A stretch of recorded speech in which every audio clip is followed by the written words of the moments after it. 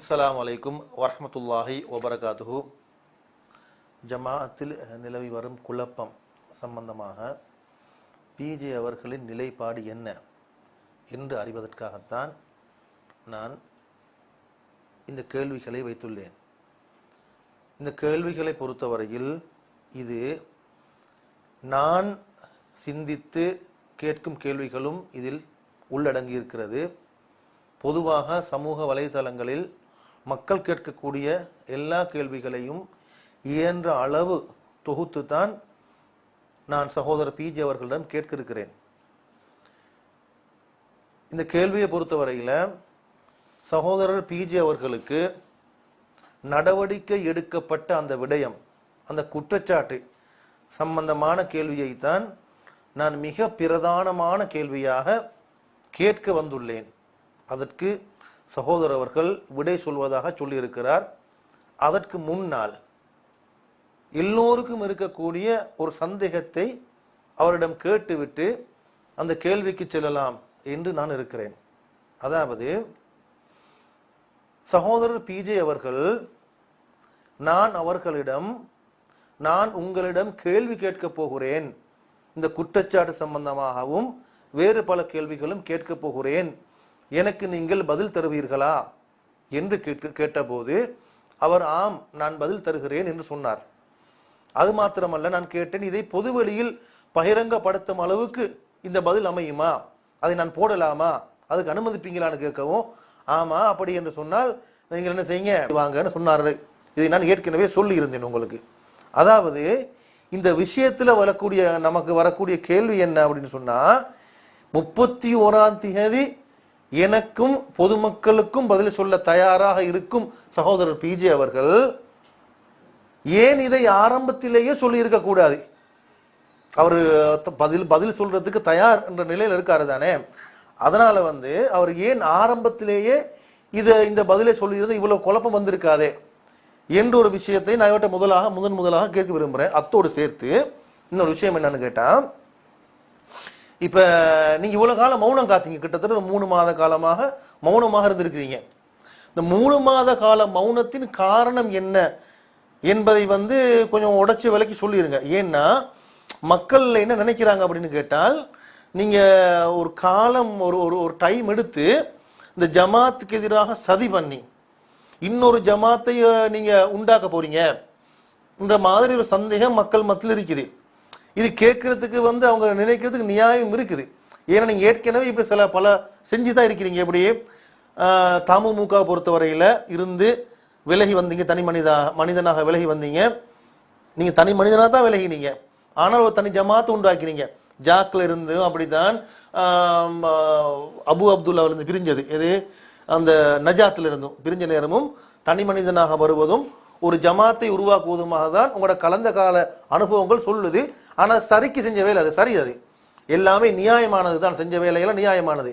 அதே போலத்தான் நீங்க இந்த முறையும் என்ன செய்யறீங்கன்னு கேட்டால், அந்த ஒரு காலம் எடுத்து ஒரு தனி ஜமாத்தை உண்டாக்குறதுக்கு தான் இப்படி நீங்க டைம் எடுத்தீங்களா என்ற சந்தேகம் மக்கள் மத்தியில் இருக்கிறதால இந்த ரெண்டுக்கும் சேர்த்து நீங்க விளக்கம் சொன்னா நல்லா இருக்கும்னு எதிர்பார்க்கிறேன். அஸ்ஸலாமு அலைக்கும் வரஹ்மத்துல்லாஹி வபரகாத்துஹு. அன்பிற்குரிய சகோதர சகோதரிகளே, சகோதரர் ரூஹுல் ரஸ்மி அவர்கள் என்னிடத்தில் சில கேள்விகளை முன்வைத்து அதற்கான விளக்கத்தை பெறுவதற்காக வந்திருக்கிறார். அந்த விளக்கத்தை சொல்வதற்கு முன்னால் இந்த பதிவுடைய முக்கியமான ஒரு நோக்கத்தை உங்களிடத்தில் நான் சொல்லிக்கொள்ள விரும்புகிறேன். இந்த பதிவு நாங்கள் உருவாக்கிய தமிழ்நாடு தௌஹீத் ஜமாத் என்கிற நிறுவனம் எனக்கு எதிராக ஒரு நடவடிக்கை எடுத்து என்னை அடிப்படை உறுப்பினரிலிருந்து நீக்கி பலவிதமான குற்றச்சாட்டுகளை என் மீது தனி அறைகளிலே வைத்து அவர்கள் ஒரு அவதூறுகளையும் சேர்த்து பரப்பி வருகின்ற நேரத்தில் அது குறித்த விளக்கம் சொல்வதற்காகத்தான் இந்த பதிவு உங்களுக்கு தரப்படுகிறது. இப்படி சொல்லும் பொழுது தமிழ்நாடு தௌஹீத் ஜமாத்துக்கு எதிராக அவர்கள் செய்த தவறுகளை, மார்க்க தவறுகளை, இந்த நிலைப்பாடு முடிவுகளில் எடுத்த தவறுகளை ஒவ்வொன்றாக நான் ஆதாரங்களோடு இங்கே எடுத்து காட்டுவேன். இப்படி எடுத்து காட்டும் பொழுது தமிழ்நாடு தௌஹீத் ஜமாத்தையும் என்னையும் பிடிக்காமல் எதிர்த்து கொண்டிருந்த பலர் இரண்டில் ஒரு சாராரை எதிரிக்கு எதிரி நன்மை என்று வளைத்து போடுவதற்கு இயல்பாகவே நினைப்பார்கள். அப்படி நினைப்பார்களேயானால் என் விஷயத்தில் அவர்கள் தோற்று போய்விடுவார்கள். நான் ஜமாத்துக்கு நான் உருவாக்கிய நான் வளர்த்த ஜமாத்துக்கு எதிராக நான் கேட்கிற கேள்விகளுக்கு ஜமாத்து தான் பதில் சொல்லணுமே தவிர, ஜமாத்து தான் விளக்கம் சொல்லணுமே தவிர, அது குறித்த கருத்துக்களை ஜமாத்தை சேர்ந்தவர்கள் ஆதரவாளர்கள் தான் சொல்லணுமே தவிர, ஜமாத்தை எதிர்த்து வந்தவர்கள் இவன் தனியாக இருக்கிறான், தனிமைப்படுத்திருக்கிறான், எல்லோரும் கைவிட்டு விட்டார்கள், இவனை எதிரிக்கு எதிரி நண்பன் என்று சொல்லி வளைத்து போட்டுக் கொள்ளலாம் என்று நினைத்தீர்களேயானால் ஒரு காலத்திலும் அத்தகைய ஒரு நிலைப்பாட்டிற்கு என்னை உங்களால் இழுக்க முடியாது. நான் தன்னந்தனியாக இருந்தாலும் இருப்பேனே தவிர எதிரிக்கு எதிரி நண்பன் என்ற வகையில் கொள்கை எதிரிகளோடு ஒரு காலத்திலையும் கூட்டு வைக்க மாட்டேன், சேர்ந்து கொள்ளவும் மாட்டேன். இதை ஆழமாக பதிவு செய்து கொள்ளுங்கள். இதில் உள்ள எந்த விதமான கேள்விகள் கேட்டாலும் அதற்கு பதில் சொல்ல வேண்டியது எங்கள் ஜமாத்தை சேர்ந்தவர்கள் மட்டும்தான். எங்கள் என்று இப்ப சொல்ல முடியாது, நான் இல்லைன்னு சொல்லிவிட்டார்களே. என்ன நான் இருந்த ஜமாத்தை சேர்ந்தவர்கள் மட்டும்தான் இதுல கருத்து சொல்லவோ பதில் சொல்லவோ உரிமை படைத்தவர்கள்.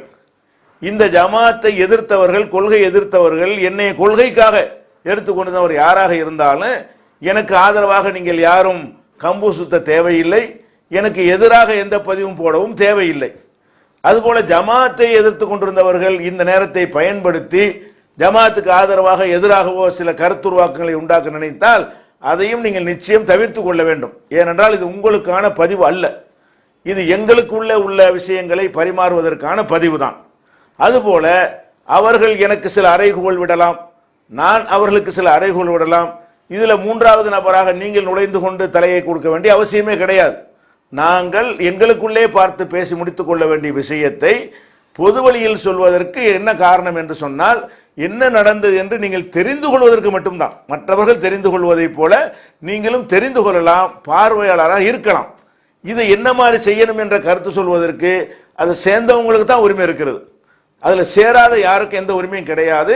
அதனால இது மாதிரி ஜமாத்துக்கு எதிராக போகக்கூடியவர்கள், ஜமாத்தை பிளக்கக்கூடியவர்கள், அவர்களுக்கெல்லாம் இவர் சப்போர்ட் பண்ணிடுவார், அங்கே சேர்ந்துருவார், இங்கே சேர்ந்துருவார், அவர்களோட சேர்ந்து விடுவார், அரசியல் கட்சி ஆரம்பித்து விடுவார், அந்த மாதிரி எல்லாம் சில கனவுகள் இருக்குமே. ஆனால் அதற்காக இந்த பதிவை நான் போடவில்லை. நான் யாரும் இல்லாமல் தனியா இருந்தாலும் எனக்கு இருக்க முடியும். அப்படி இருந்தவன் இந்த கொள்கையை பிரச்சாரம் செய்கிற காலத்தில் தன்னந்தனியாகவே இருந்து என்னுடைய கருத்துக்களை எனக்கு சொல்ல முடியும். எனக்கென்று மர்க்கஸோ இயக்கமோ சங்கமோ இல்லாமல் எனக்கு சொல்ல முடியும். அதை இன்றும் எனக்கு செய்ய முடியும் என்ற காரணத்தினால் தனித்து விடப்பட்டிருக்கிறோம், அவனோட சேர்ந்துக்குருவோமா, இவனோட சேர்ந்துக்குருவோமா, அவங்களோட சேர்ந்து கவுத்துவோம். நான் எதையே எதிர்ப்பதாக இருந்தால் நானே எதிர்ப்பேன். யாருடைய எதிரிகளுடைய தயவோடு மாட்டேன், எதிரிகளுடைய ஒத்துழைப்போடு எதிர்க்க மாட்டேன். எதிர்க்க வேண்டிய விஷயங்கள் இருந்தால் நானே அதை நேரடியாக எதிர்கொள்வேன். ஆதரிக்க வேண்டிய விஷயங்கள் இருந்தால் நானே தான் ஆதரிப்பேனே தவிர மற்றவர்கள் தயவில் இதை நான் செய்ய விரும்பவில்லை.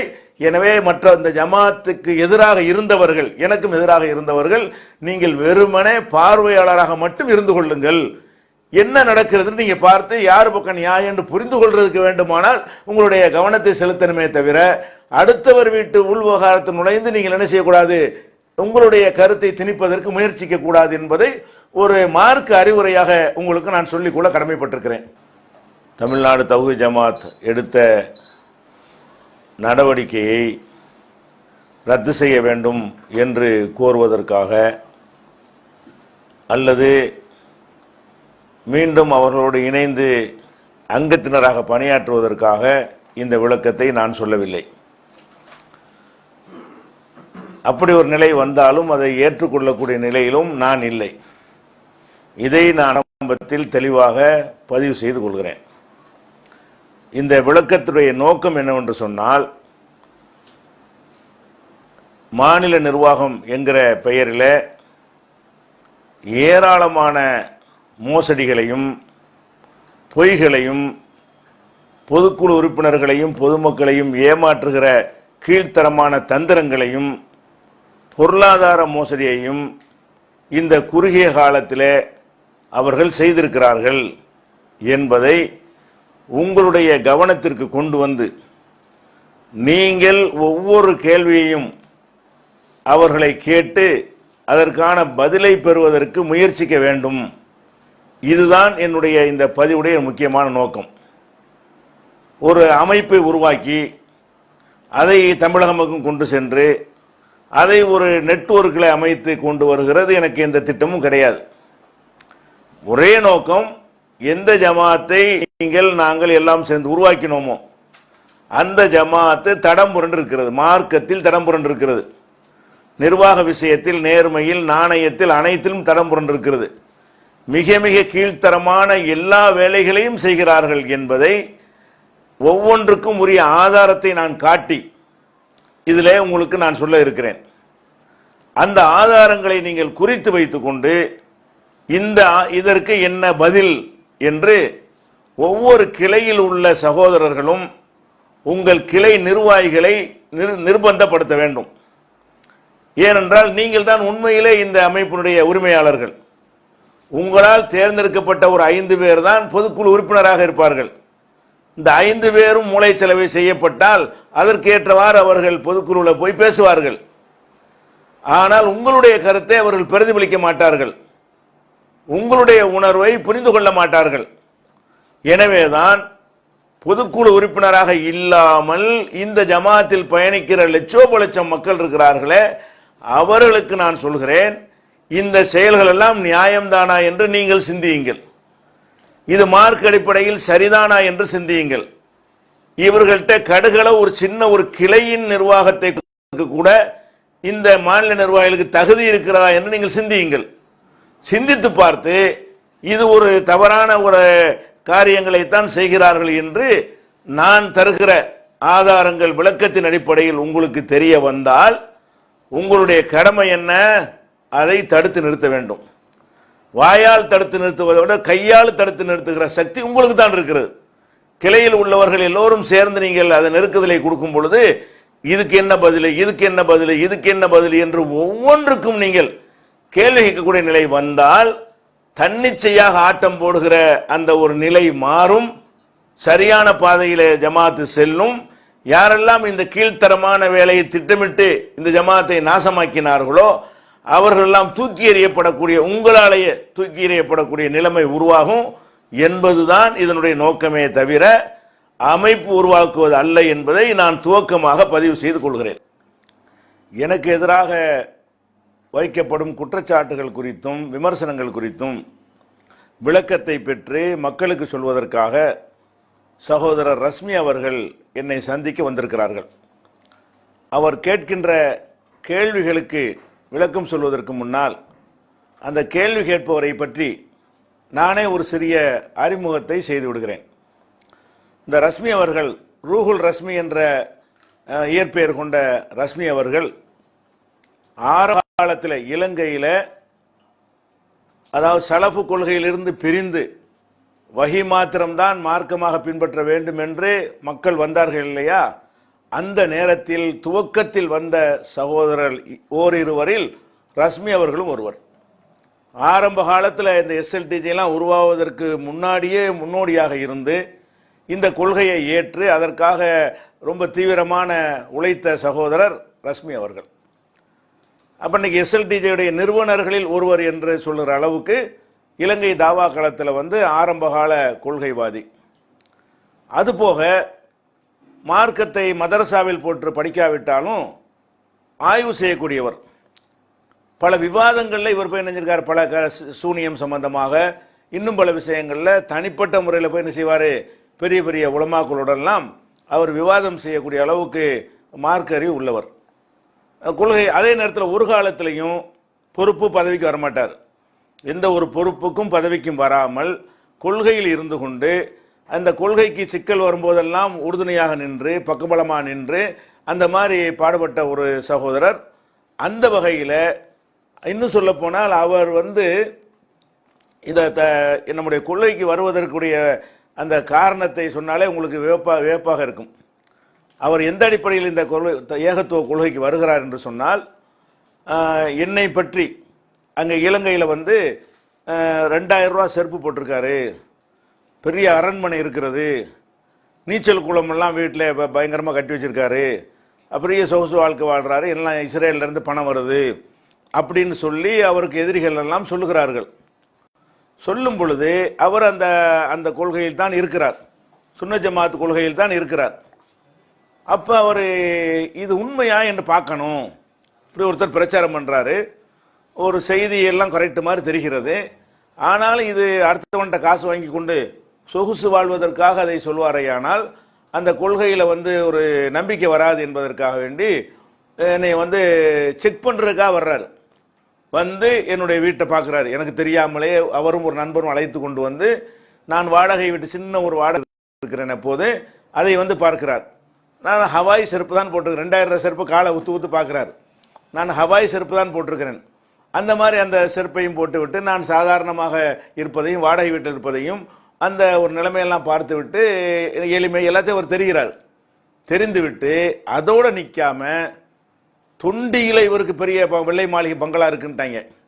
இங்கிருந்து தொண்டிக்கு போனார். எங்களுக்கெல்லாம் தெரியாமல் தெரியாத வகையில் ஊரில் என்னுடைய சொந்த ஊரில் போய் ஊர் பூரா யாருன்னு விசாரித்து அவர் வீடு எங்கே இருக்குன்னு விசாரித்து அப்போ இதெல்லாம் பார்த்தா என்னடா இப்படி சொல்கிறாங்க, இதுக்கு சம்மந்தமே இல்லாமல் இருக்க, அப்படி ஒரு பெரிய ஒரு செழிப்புலாம் ஒன்றை காணாமல் நம்ம கஷ்டமாவில் என்றெல்லாம் புரிந்த பிறகு தான் இவர் தியாகம் அவங்க கொள்கைக்கு தான் சொல்கிறாங்க, பணத்துக்குன்னு கிடையாது என்பதை நம்பி அதிலிருந்து என்னோடு பயணித்து கொண்டு வருகிறார். அதிலிருந்து இந்த கொள்கையை சொல்லும் பொழுது என்னோடு பயணிக்கிற அளவுக்கு நெருங்கிய நண்பர். அந்த வகையில் தான் அவர் என்னுடைய அந்த பதிவை கேட்கும் பொழுது என் மீது அன்பு வைத்திருக்கிறோம் என்ற காரணத்தினாலையும் எந்த உள்நோக்கமும் இல்லாதவர் என்று நான் நம்புகிற காரணத்தினாலையும் தான் அவர் நீங்கள் தாராளமாக கேள்வி கேளுங்க என்று மறுக்க முடியாத ஒரு நிலையில் அவருடைய கேள்விகளுக்கு பதில் சொல்கிறேன். இது ஒரு அறிமுகத்துக்காக வேண்டி இதை நான் உங்களுக்கு சொல்லிக் கொடுக்குறேன்.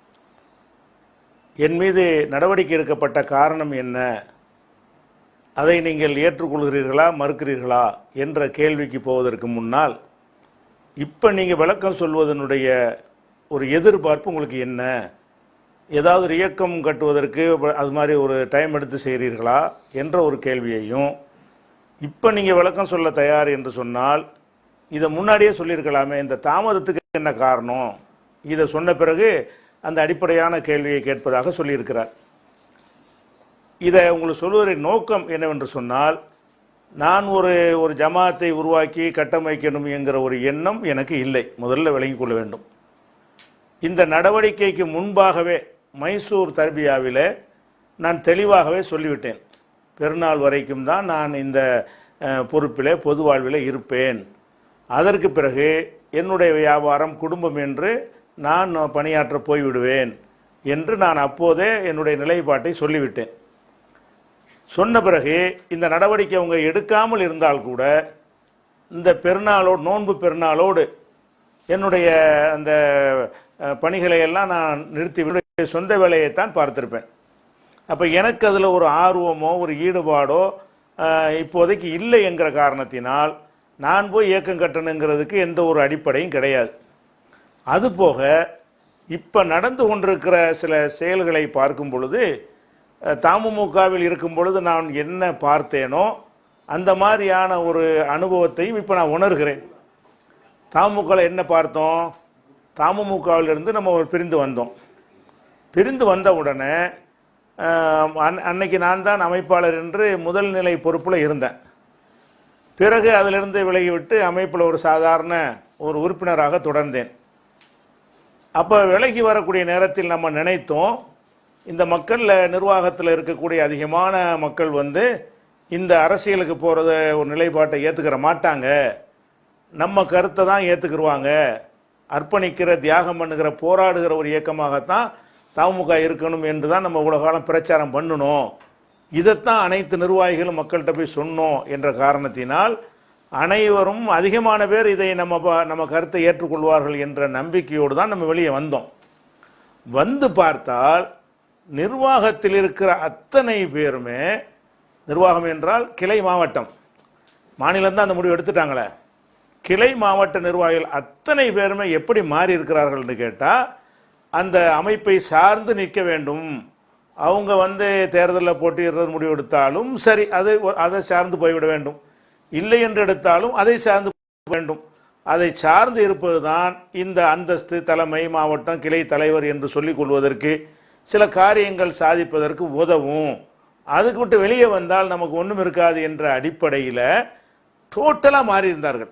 வெளியே வரும்போது நம்ம நினைத்து வந்தது என்ன, எல்லா மாவட்ட கிளைகள் எல்லாம் வந்து எப்படி தேர்தலில் போட்டியிட மாட்டோம் என்று சொல்லிவிட்டு அதற்கு எப்படி நீங்கள் போகலான்னு கொந்தளிப்பார்கள், பிரச்சனை ஏற்படுத்துவார்கள், அதுக்கு பிறகு ஒரு சரியான ஒரு தீர்வு வரும் என்று நம்ம நினைத்தால் அப்படியே முழுசாக மாறிவிட்டார்கள். நிர்வாகத்தில் இருக்கிறவர்கள் விரல் விட்டு எண்ணுகிற ஒரு சிலரை தவிர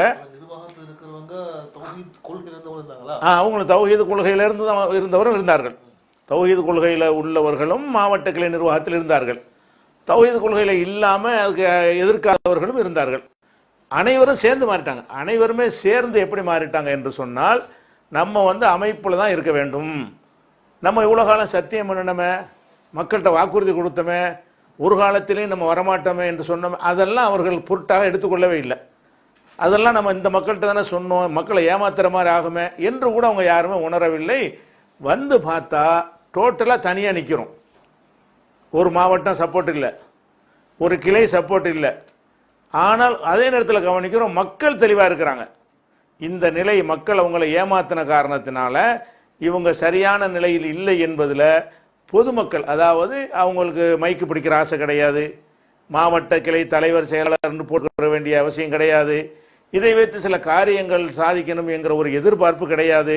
அப்படியாக இருந்த தமுகவில் இருந்த மக்கள் எல்லாம் வேறு விதமாக இருந்தார்கள் என்பதை கண்டறிந்து அப்போ நம்ம களத்தில் இறங்கி மக்களை தான் வென்றெடுத்தோம். இவங்க யாரையுமே வென்றெடுக்கலை.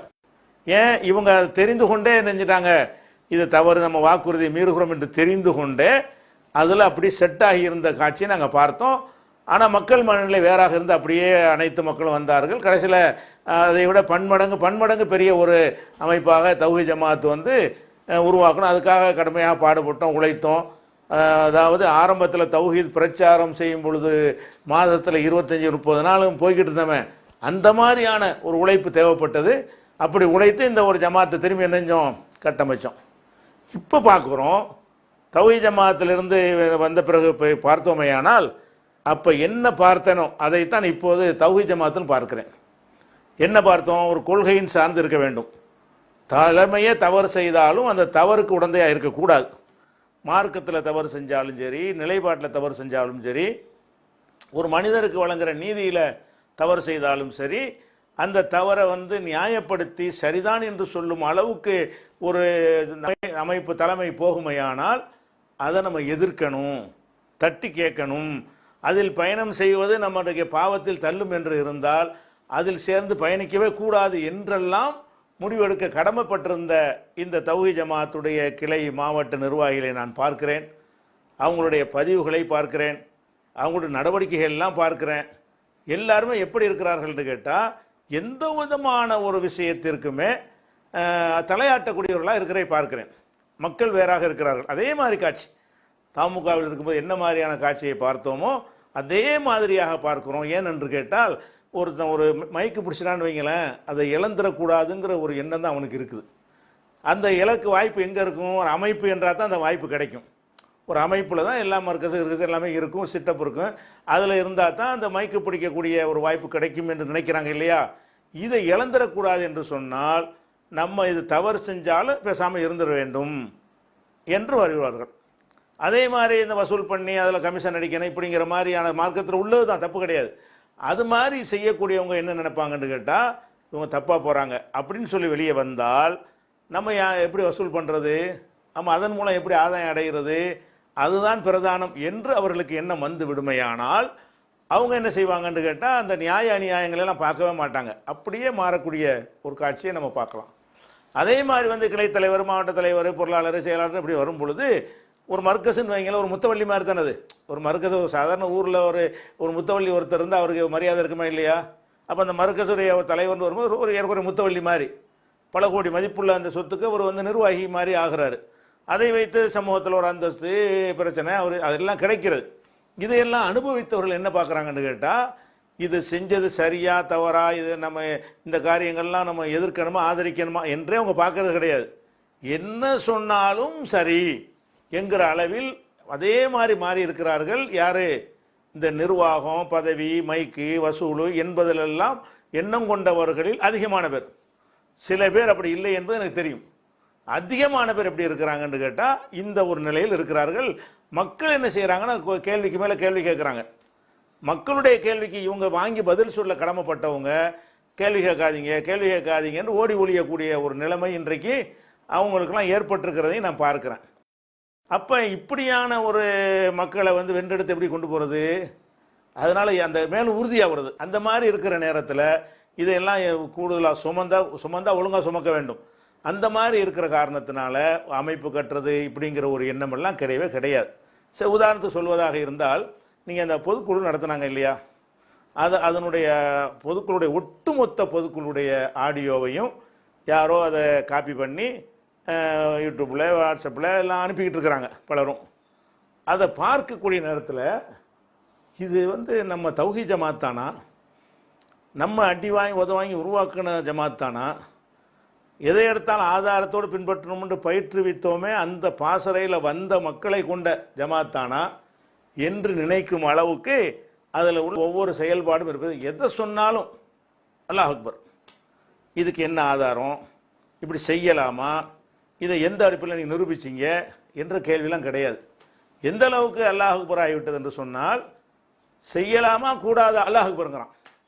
அதாவது ஒரு விஷயத்தை சொல்லி இப்படி எடுத்து விட்டோம் அப்படின்ற அல்லாஹ் அக்பர்னா பரவாயில்லை, செய்யலாமா கூடாது அல்லாஹ் அக்பர். இதை நீங்கள் அந்த பொதுக்குழு ஆடியோ இருக்கு, நீங்கள் பார்க்கலாம். உண்மையாக நம்பிக்கிட்டு இருந்தோம்.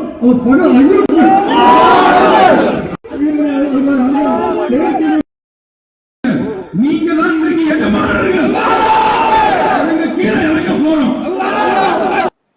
அப்ப இதையெல்லாம் பார்க்கும்போது என்ன ஆச்சுன்னு சொன்னா, இது ஒரு மூளை செலவை செய்யப்பட்ட ஒரு நிலையில் அவர்கள் ஆகிவிட்டார்களா, அல்லது இந்த உலகத்தினுடைய ஒரு ஆசையும் பதவியும் அந்தஸ்தும் அவருடைய மூளையை மழுங்க செய்து விட்டதா, அல்லது மறைக்கிறார்களா என்ற ஒரு அளவுக்கு நான் அந்த பொதுக்குழுடைய நிகழ்வுலாம் இருக்கிறது. இதுதான் அப்படி இருக்கட்டும்னு பார்த்தா, மார்க்க விஷயத்தை எடுத்துக்கொண்டா ஜமாத்திலிருந்து அப்பட்டமாக தப்பான மார்க்க சட்டங்கள்லாம் சொல்லப்படுகிறது. மக்கள்கிட்ட எழுகிற சந்தேகங்களை எல்லாம் கேட்டு எந்த ஒரு வகையும் சொல்லவில்லை. அது மாதிரியான விஷயத்தை சொல்வதாக இருந்தால் பிறை விஷயத்தை எடுத்துக்கிறங்க. நோன்பு பெருநாளைக்கு அறிவித்தாங்க போன வருஷம். என்ன அறிவித்தாங்க? வெள்ளிக்கிழமை நோன்பை விட்டுருங்க, சனிக்கிழமை பெருநாள் கொண்டாடுங்க என்று அறிவித்தார்கள். ஒரு விஷயம் என்னன்னா, அதாவது இந்த பிறை சம்பந்தம் நீங்க சொல்ல வந்தீங்க தானே, இதெல்லாம் பிறகு கேள்வியா இருக்குது, லிஸ்டே இருக்குது. நான் இந்த லிஸ்ட்டை ரெண்டா பிரிச்சிருக்கேன். எப்படின்னா, பொதுக்குழு ஆடியோ நானும் கேட்டேன், அதுல எக்கச்சக்கமான கேள்வி இருக்குது கொண்டு கேட்கறதுக்கு. கணக்கு வழக்குல கூட சில விஷயம் நான் உங்கள்ட்ட கேட்கணும், அதுல இருக்குது. அதே நேரம் இப்ப நீங்க உங்களை நடவடிக்கை எடுத்த பிறகு நடந்த சில சிக்கல், பிறை, எரும மாட்டு கேஸ், அடுத்து ராயல்டி, சரியா, இதெல்லாம் இருக்குது. இதெல்லாம் நான் உங்கள்ட்ட தொகுத்து கேட்பேன். எல்லாமே நான் கேள்வி வச்சிருக்கேன். நீங்க அதை இப்ப அதை ஸ்கிப் பண்ணிட்டு மக்களுக்கு சொன்னா ஓகே. நான் உங்களுக்கு தனித்தனியா அதை கேள்வி கேட்கறேன். அதாவது என்னென்ன விஷயங்கள்ல எல்லாம் நீங்கள் சிந்திக்காமல் தலையாட்டினீர்கள் என்பதை இப்போ விளக்கிடலாம் என்று தான் நான் துவங்கினேன். அதை தனியாக தொகுத்து கேட்குறேனுங்கிறாரு. அதனால் அது தொகுக்கும் போது நீங்கள் கூடுதல் தெளிவுபட்டுக்கொள்ளுங்க. அது தொகுத்து கேட்கட்டும். இப்போ புதுசாக சுருக்கமாக நீங்கள் விளங்கிக் கொள்ள வேண்டிய என்னென்னு கேட்டால், சிந்திக்காமல் தலைமை சொன்னால், தவறு சொன்னாலும், ஆதாரம் இல்லாமல் சொன்னாலும் ஏற்றுக்கொள்வோம் என்கிற ஒரு மனநிலையில், மார்க்க விஷயத்தில் கூட ஏற்றுக்கொள்வோம் என்கிற ஒரு மனநிலையில் தான் அதிகமான நிர்வாகத்தில் உள்ளவர், கிளை மாவட்ட நிர்வாகங்களில் உள்ளவர்கள், தாய்களாக உள்ளவர்கள் இருக்கிறார்கள் என்று சொல்லும் பொழுது, இதில் போய் நான் இணையணும், இதில் போய் ரீஎன்ட்ரி ஆகணும்னு நான் இப்படி ஆசைப்படுவேன். அதுக்கு நான் இது பேசவே இல்லை. நான் சொல்கிற இந்த விளக்கம் எல்லாமே யாருக்கு இல்லை, நம்மளை எதிர்த்து என்ன சொன்னாலும் குறை சொல்லுவாங்களே, நம்ம சொன்னோம் என்பதற்காகவே அவங்க ஏற்றுக்கொண்ட கூட மாற்றிடுவாங்க. அப்படியான மக்களுக்கெல்லாம் நான் இது அலட்சியப்படுத்தி தான் வந்திருக்கிறேன் இதுவரைக்கும். இனியும் அவங்களுக்கு எந்த ஒரு பதில் நான் சொல்வதாக இல்லை, அவங்களுக்கு நான் இந்த விளக்கத்தை சொல்லவில்லை. அதுபோக யாரெல்லாம் அந்த நிர்வாகத்தில் இருக்கிறோம் என்ற காரணத்தினால் நம்ம அட்ஜஸ்ட் பண்ணி தான் ஆகணும்னு நினைக்கிறார்களோ, அப்படி நினைக்காத மக்கள் தனியாக இருக்கிறாங்க. யார் அப்படி நினைக்கிறார்களோ, யார் அதை சரி காண்கிறார்களோ, அதாவது மார்க்கத்தை விட, கொள்கையை விட, நியாயத்தை விட, தர்மத்தை விட அமைப்பு பெருசு அப்படி என்று நினைக்கிறார்களோ, அப்படியானவர்களுக்காகவும் இந்த விளக்கம் இல்லை. ஏனென்றால் இது அவர்களுக்கு ஏற்படாது. அவங்க ஒரு மெயின் செட்டாக நினைச்சிட்டாங்க, ஆகிவிட்டார்கள். அப்போ அந்த மாதிரியான மக்களை விட்டுவிட்டு நான் சொல்வது என்னவென்று சொன்னால், பொதுவான மக்களுக்கு என்னென்ன விஷயங்கள், என் மீது நடவடிக்கை எடுக்கப்பட்ட விஷயமா இருக்கட்டும், அவங்க என்னென்ன தவறு செஞ்சாங்களோ அது பொதுமக்களுக்கு விளக்கி அப்போ இதில் நீங்கள் எப்படி நடந்து கொள்ள வேண்டும் என்ற ஒரு அறிவுரை சொல்வது மட்டும்தான் இதனுடைய நோக்கம். கண்டிப்பாக அமைப்பு கட்டுற நோக்கம், இயக்கம் உருவாக்குற நோக்கம் எல்லாம் எனக்கு கிடையவே கிடையாது என்பதை நான் அழுத்தமாக சொல்லிக் கொள்கிறேன். அடுத்ததாக இப்போ விளக்கம் சொல்ல போகிறேங்கிறோம்ல, இதுக்கு ஏன் இவ்வளவு தாமதம்? இதை அப்போவே சொல்லியிருக்கலாமே, என்றைக்கு நடவடிக்கை எடுத்தார்களோ அப்போதே சொல்லியிருக்கலாமே என்று கேட்குறாங்க. இந்த கேள்வி தான் முகநூலில் ரொம்ப அதிகமாகவும் கேட்கப்படுகிறது. இந்த 31ஆம் தேதி விளக்கம் சொல்கிறார் அப்படின்னு ஒரு அறிவு போட்டதில் இருந்து இதை நான் இப்போ எதுக்கு சொல்கிறேன், இவ்வளோ நாள் என்ன செஞ்ச, இந்த மாதிரியான கருத்துப்பட தான் முகநூலில் அதிகமான கேள்விகளை இது என்ன சொல்கிறோன்னு கேட்குறதை விட அவர்களுக்கு எது பெருசாக தெரிகிறது என்று சொன்னால், இவ்வளோ நாளாக ஏன் சொல்லிவிட்டு இப்போ என்ன நீ சொல்ல போகிற, இதுதான் அனைவருக்கும் இருக்கிறது. அதைத்தான் அவர் உள்வாங்கி கேள்வியாக கேட்டிருக்கிறார். இப்போ முதல் விஷயத்தை வழங்கி கொள்ள வேண்டும். அந்த நடவடிக்கை எடுத்த ஒரு விஷயத்தில் ஒரு சதி வேலை நடந்தது, சதி செய்தார்கள், கூட்டாக சேர்ந்து அவர்கள் என்னெல்லாம் சதி செய்தார்கள் என்று எனக்கு தெரிகிறது. அந்த சதி வேலை செய்து என்ன செய்தார்கள் என்பதை நிரூபிக்கிறதாக இருந்தால் அதற்குரிய சான்று ஆதாரங்கள் என் கையில் இருக்க வேண்டும். நான் 2 நாள் 3 நாளைக்கு முன்னாடி ராஜினாமா பண்ணிவிட்டு வந்துவிட்டேன். என்ன நடந்தது போனது என்ற விஷயத்தை ஒரு தரப்பாக நான் சொல்ல வேண்டும், இன்னொரு தரப்பாக அவர்கள் சொல்ல வேண்டும், நிர்வாகத்தில் உள்ளவர்கள் சொல்ல வேண்டும். இப்போ நான் ஒத்தையாக இருந்து கொண்டு ஏதாவது சொன்னேன்னு வைங்க, அதுக்கு பதிலாக அவங்க வேற ஒன்று சொல்லுவார்கள். என்னிடத்தில் எந்த ஒரு ஆதாரமும் இருக்காது. ஒழுங்காக விசாரிக்கவில்லை, அப்படி கரெக்டாக தான் விசாரித்தோம், அப்படி எல்லாரும் கூட்டாக சேர்ந்து சொல்லுவாங்க. அப்போ எல்லாரும் கூட்டாக சேர்ந்து சொல்லும் பொழுது அதை சரின்னு நினைப்பாங்களா, இது நான் சொல்கிற சரின்னு நினைப்பாங்களா? இந்த நடவடிக்கை தவறு, சதி செய்தார்கள் என்று நான் சொல்வதாக இருந்தால் அதற்குரிய சான்றுகளோடையும் ஆதாரத்தோடையும் நான் சொல்லணும். அன்றைக்கு நான் சொல்லி இருந்தால் எனக்கு தெரிந்திருக்கிறது அடிப்படையில் தான் சொல்ல முடியுமே தவிர, இந்த பாயிண்ட் தான் இருக்குது, இதனால் சதி, இதனால் அப்படி நடந்துச்சுன்னு சொல்வதற்கு என்னிடத்தில் ஆதாரம் இருக்க வேண்டும். அப்போ சதி என்பதை நிரூபிப்பதற்கு இவர்களிடமிருந்து ஆதாரம் வெளிப்படட்டும். ஆதாரம் வெளிப்படும் பொழுது தான் நம்ம என்ன செய்ய மறுக்க முடியாது இல்லையா என்று நான் காத்து கொண்டிருந்ததுனால தான் ஒன்றுமே சொல்லலை. எப்படி ஆதாரம் வெளிப்படுது? நடவடிக்கை எடுத்தப்பட்ட பிறகு விளக்கம் சொல்லன்னு போகிறாங்க. அப்படி போகும் பொழுது தான் அவர்கள் வாயில் இருந்த எப்படி விசாரித்தோம், யார் யார் விசாரித்தோம், எப்போ உயர்நிலை குழுக்கு சொன்னோம், உயர்நிலை குழு சொல்லாமே நாங்கள் என்னென்ன கலவலையெல்லாம் பார்த்தோம் என்பதை அவர்களே அறியாமலேயே அவருடைய செயற்குள்ள சொன்ன பிறகு இப்போ நான் அதை ஆதார சதிக்காரம் காட்ட முடியும். சதி செய்தது என்பது அவங்க வாயிலிருந்து வெளிப்படட்டும். சதி செஞ்சாங்க நான் குற்றம் சாட்டுறாந்து அதுக்கு ஒரு சான்று கொடுக்கணுமா இல்லையா? அப்போ நான் பாட்டு முறையாக விசாரிக்கலன்னு நான் ஒரு வார்த்தையை சொல்லுவேன். நாங்கள் அவ்வளோ பேரும் கூப்பிட்டோம், விசாரித்தோம், உட்காந்துருந்தாரு, எஞ்சி போயிட்டாருன்னு சொன்னால் கூட அதுதான் நீங்கள் நம்புவீங்க. என்ன ஆதாரம் வீடியோ பண்ணல அப்படின்னு சொல்லிடுவாங்க. நான் ஒத்தன் சொல்கிறத கேட்பீங்களா, அவ்வளோ பேரும் சேர்ந்து சொல்கிறத கேட்பீங்களா? அதுபோக எனக்கு என்று நான் இந்த பொது வாழ்க்கைக்கு வந்ததில் இருந்து எனக்குன்னு சொந்தமாக ஒரு முகநூலோ ஒரு வெப்சைட்டோ ஒரு எதுவுமே நான் வச்சுக்கிறவே இல்லை. ஆன்லைன் பேஜை வச்சுருந்தேன், நிர்வாகத்திலேருந்து முந்தி காலியாகவும் நீங்கள் வச்சுக்கிறேன்னு வந்துட்டேன். என்னுடைய கருத்தை சொல்வதற்கு என்று ஒரு ஊடகம் இருக்குண்டா கூட அதில் போய் மக்களுக்கு என் கருத்தை சொல்ல முடியும். நான் உட்காந்து தனியாக சொன்னால் ஒரு 10 பேருக்கு போய் சேரும். ஏன்னா நான் வச்சுக்கல. நான் நினைத்திருந்தால் அதிகமான மக்களுக்கு உள்ள ஒரு ஃப்ரெண்ட்ஷிப்பை உண்டாக்கி நான் வைத்திருக்க முடியும். நான் அப்படி வச்சுக்கிறல. அப்போ நான் யோசிக்கிறேன், நம்ம இப்போ எதையாவது சொன்னாலும் நம்மளுடைய ஒரு யாருடைய ஃபேஸ்புக்கிலையாவது போடணும். அதில் போட்டோம்னா எவ்வளோ பேருக்கு போகும், அவங்களுடைய கிளை மாவட்டம் அப்படி பரவலாக பரப்பி விட்ருவாங்க. அப்போ நம்முடைய கருத்து போய் சேர்றதுக்கும் வாய்ப்பில்லை. ரெண்டாவது, இவங்க சதி செஞ்சார்கள் என்பதை ஆதாரத்தை நிரூபிக்கிறதா இருந்தால் என்ன நடந்தது என்பதை நான் மௌனமாக இருப்பதை வைத்து எல்லாத்தையும் சொன்னாங்க. நான் பேசியிருந்தால் மாற்றி சொல்லியிருப்பார்கள். இப்போ என்ன பிரச்சனை வந்திருக்கு என்று கேட்டால், பல பொதுக்குழுவில் அவங்க விஷயங்களை பேசியிருக்கிறாங்க.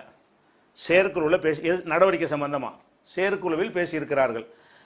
தர்பியாதுன்னு வைத்துக்கொண்டு சத்தியம் வாங்கி கொண்டு பேசுகிறதே பொய்ங்கிறதுக்கு ஆதாரம் தான். யார்ட்டையும் சொல்லக்கூடாது, ஒருத்தரையும் சொல்லிவிடாதீங்க, அமானிதம், அதாவது அவதூறு சொல்கிறது, புறம் பேசுகிறதுக்கெல்லாம் அமானிதத்தில் வந்துடுது. இப்போ அப்போ அமானிதம் இதெல்லாம் யார்ட்டையும் சொல்லாதீங்க. அப்போ சொல்லுங்கன்னு சொன்னால் தான் அது உண்மையாக இருக்க முடியும். சொல்லாதீங்கன்னு சொல்லி நீ மட்டும் அவரை பற்றி முடிவு எடுத்துக்க இப்படின்னு சொல்லி ஒருத்தரையாக கூப்பிட்டு காதை கடிக்கிறது, இந்த வேலைகள்லாம் அவர்கள் செஞ்சாலும் அல்லாஹ்வுக்கு பயந்து சில பேர் அதையும் நம்மகிட்ட கொண்டாந்து என்ன செய்கிறாங்க. நான் ஒரு விஷயத்தை சொல்வதாக இருந்தால் அந்த சதியை என்னால் நிரூபிக்க இயலும் என்றால் நான் சொல்லணும். இல்லை என்று சொன்னால் நான் அது அல்லாவா அந்த எனக்கு அதை வெளிப்படுத்தி தர்ற வரைக்கும், அதற்கான சான்றுகளோடு நான் பேச வரைக்கும் நான் காத்து தான் இருக்க வேண்டும்.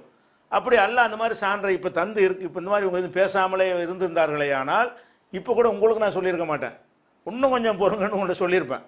அப்போ எனக்கு ஆதாரங்கள்லாம் இப்போ நிறைய இந்த பொதுக்குழு வரைக்கும் பார்த்தீர்களே, ஆனால் இவங்க என்ன மாதிரியான ஆட்கள் என்னை அழிப்பது தான் அவருடைய ஒரே நோக்கமாக இருந்தது என்பதற்கு அவ்வளவு சான்றுகள் கிடைத்த பிறகு நான் அவங்க சதி செஞ்சாங்க என்று சொன்னால்தான் அது ஆதாரத்தோடு கூடியதாக ஒரு விளக்கமாக இருக்க முடியும். இது அடிப்படையாக வைத்து இதான் தாமதத்துக்கு காரணம். தாமதத்துக்கு காரணம் என்னவென்று சொன்னால், அன்றைக்கும் அவங்க அநீதியான நடவடிக்கை தான் எடுத்தார்கள். ஆனால் நான் வாய் திறந்து சொன்னால் அதுக்குரிய சான்று என் கையில் இல்லை. எனக்குத்தான் அது தெரியும், அவர்களுக்கும் தெரியும். அவர்கள் ஒத்துக்கொண்டாதான் நிரூபிக்க இயலும் அந்த அந்த என்னென்ன விஷயங்கள் நடந்தது என்பதை. எனக்கும் அவர்களுக்கும் தெரிந்த ஒரு விஷயத்தை நான் மட்டும் சொல்லி அவங்க மறுத்தாங்கன்னா பொய்யா போயிடும், எடுபடாது. அப்போ எடுபடாத ஒரு நிலையில் எதுவும் பேசக்கூடாது. என்ன வேண்டாம், அல்லாஹ் நாடட்டும், அல்லாவா அதுக்கு ஒரு வழியை காட்டுவான் என்று நான் பொறுமை காத்துட்டு இருந்த காரணம் அதுதானே தவிர இயக்கம் கட்டுவதற்காக வெயிட் பண்ணுவோங்கிறதல்ல. இந்த ஆதாரங்கள் கிடைத்திருக்காட்டி இன்னும் 1 வருஷம் 2 வருஷம் காத்துட்டு தான் இருப்பேன். சொல்வதை தெளிவாக ஆதாரத்தோடு சொல்லணுங்கிறது அடிப்படை.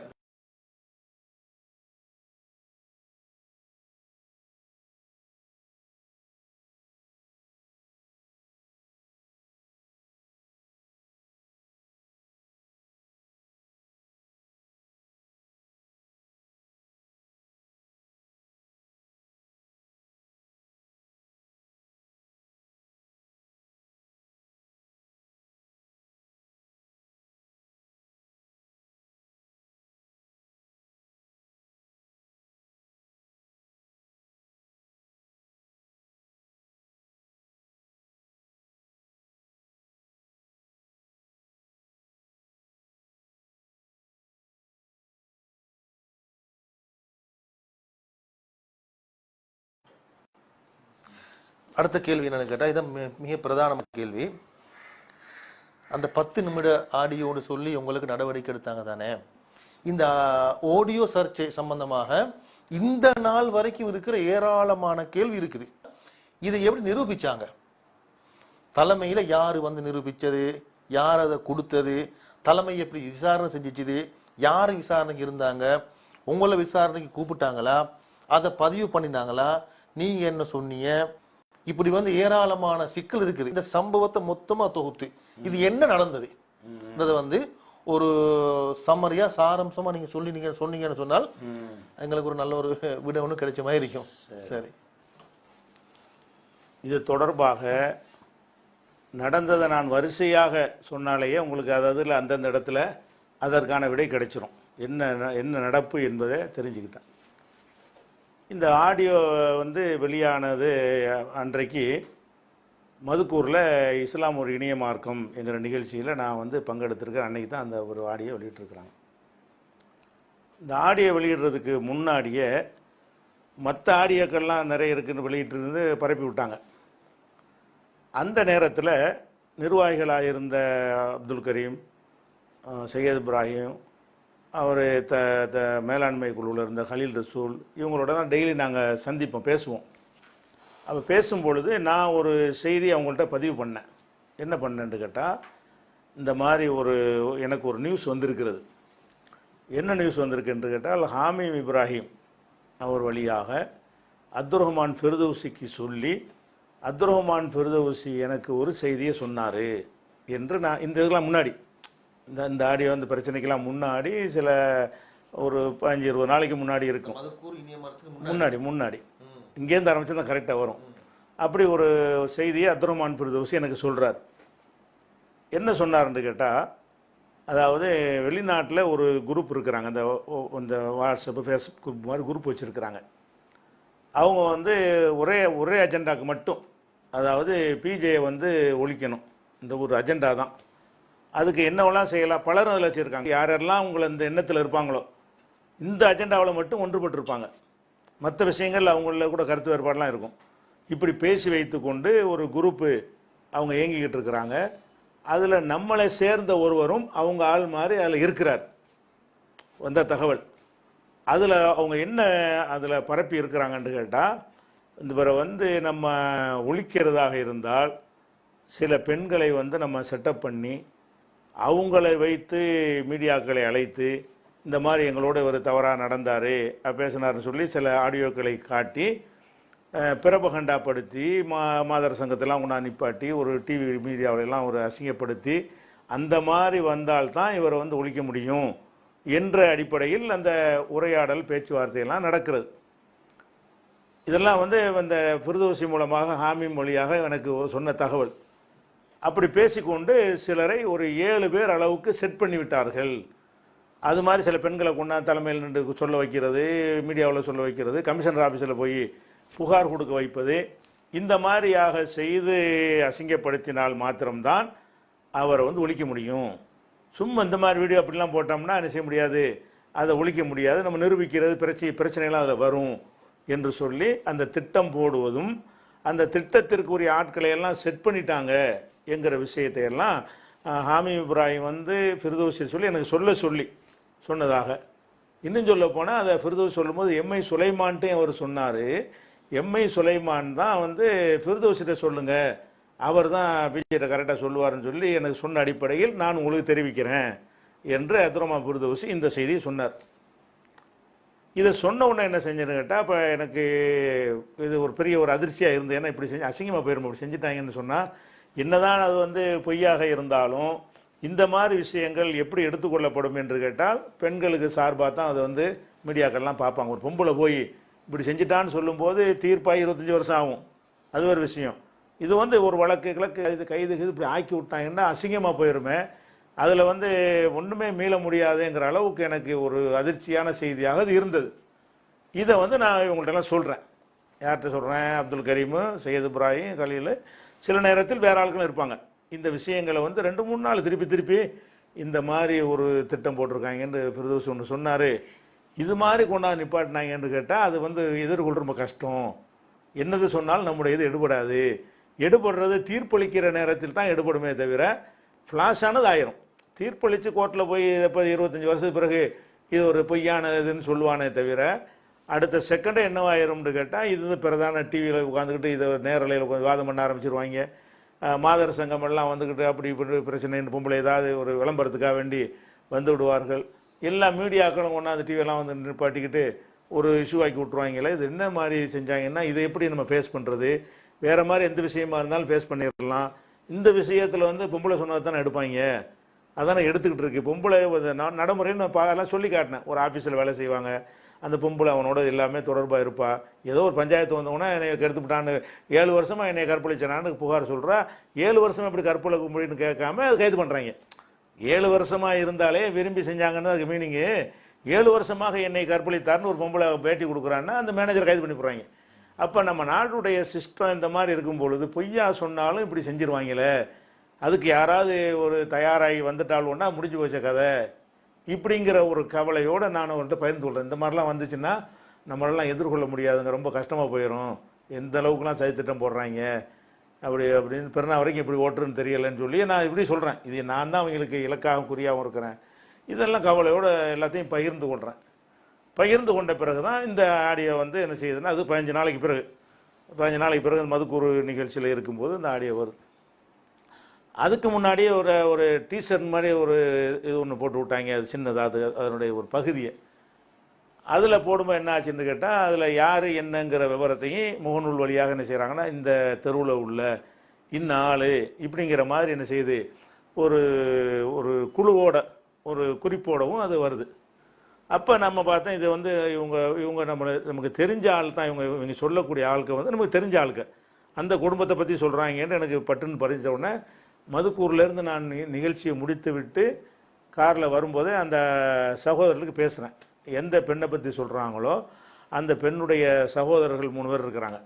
அவங்களுக்கு ஃபோன் போட்டு பேசி நீங்கள் ஒரு விஷயம் பேசணும், வர முடியுமா அப்படின்னு கேட்குறேன். வரலாம் பேசலாமேன்றாங்க. நான் வெளியூர்லேருந்து வந்துக்கிட்டு இருக்கிறேன், 10 மணி ஆயிரம் வர்றதுக்கு, ஒரு 10 மணியை போல் பேசிக்கிறோமான்னு இருக்கிறேன். இன்ஷால்லா வந்தோன்னு நீங்கள் சொல்லுங்கள், நாங்கள் வந்துடுறோம். பக்கத்துலான்னு இருக்கிறாங்க, மாஸ்காஞ்சா அப்படிங்கிறது இந்த பிராடு ரோட்டுக்கு அந்த பக்கம் உள்ளது. உடனே வந்துடுறோம் அப்படின்ட்டாங்க. அப்போ நான் ஆஃபீஸுக்கு வந்து சேர 10:30 ஆச்சு. 10:30 ஃபோன் பண்ணும்போது நேரம் அங்கே தான் வர்றேன். முதல்ல இது நம்ம என்னங்கிறத அப்படி குறிப்பிட்டு சொல்லியிருக்கிறாங்கல்ல, அதுக்காக வேண்டி அப்படி இருந்தால் நம்ம தான் அதை ஒரு முன்முயற்சி எடுக்கணும், அவங்க ஒரு தயங்கிட்டு இருக்கக்கூடாது என்பதற்காக வேண்டி தான் அவங்கள நீங்கள் வாங்கன்னு சொன்னேன்.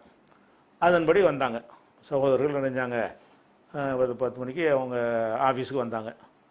வந்தோடனே நான் என்ன செஞ்சேன்னு கேட்டால், இந்த ஆடியோவை ஒன்று வந்திருக்குது, இந்த ஆடியோவில் சொல்கிற விஷயங்கள் வந்து ரொம்ப பயங்கரமான பாரதூரமான ஒரு செய்தியாக இருக்குது.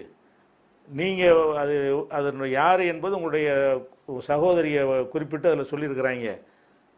உங்களுக்கு உங்கள் சகோதரியுடைய குரல் உங்களுக்கு தெரியும், யாருக்கு தெரியுறதை விட உங்களுக்கு கூட பிறந்த சகோதரர்களுக்கு தெரியும்.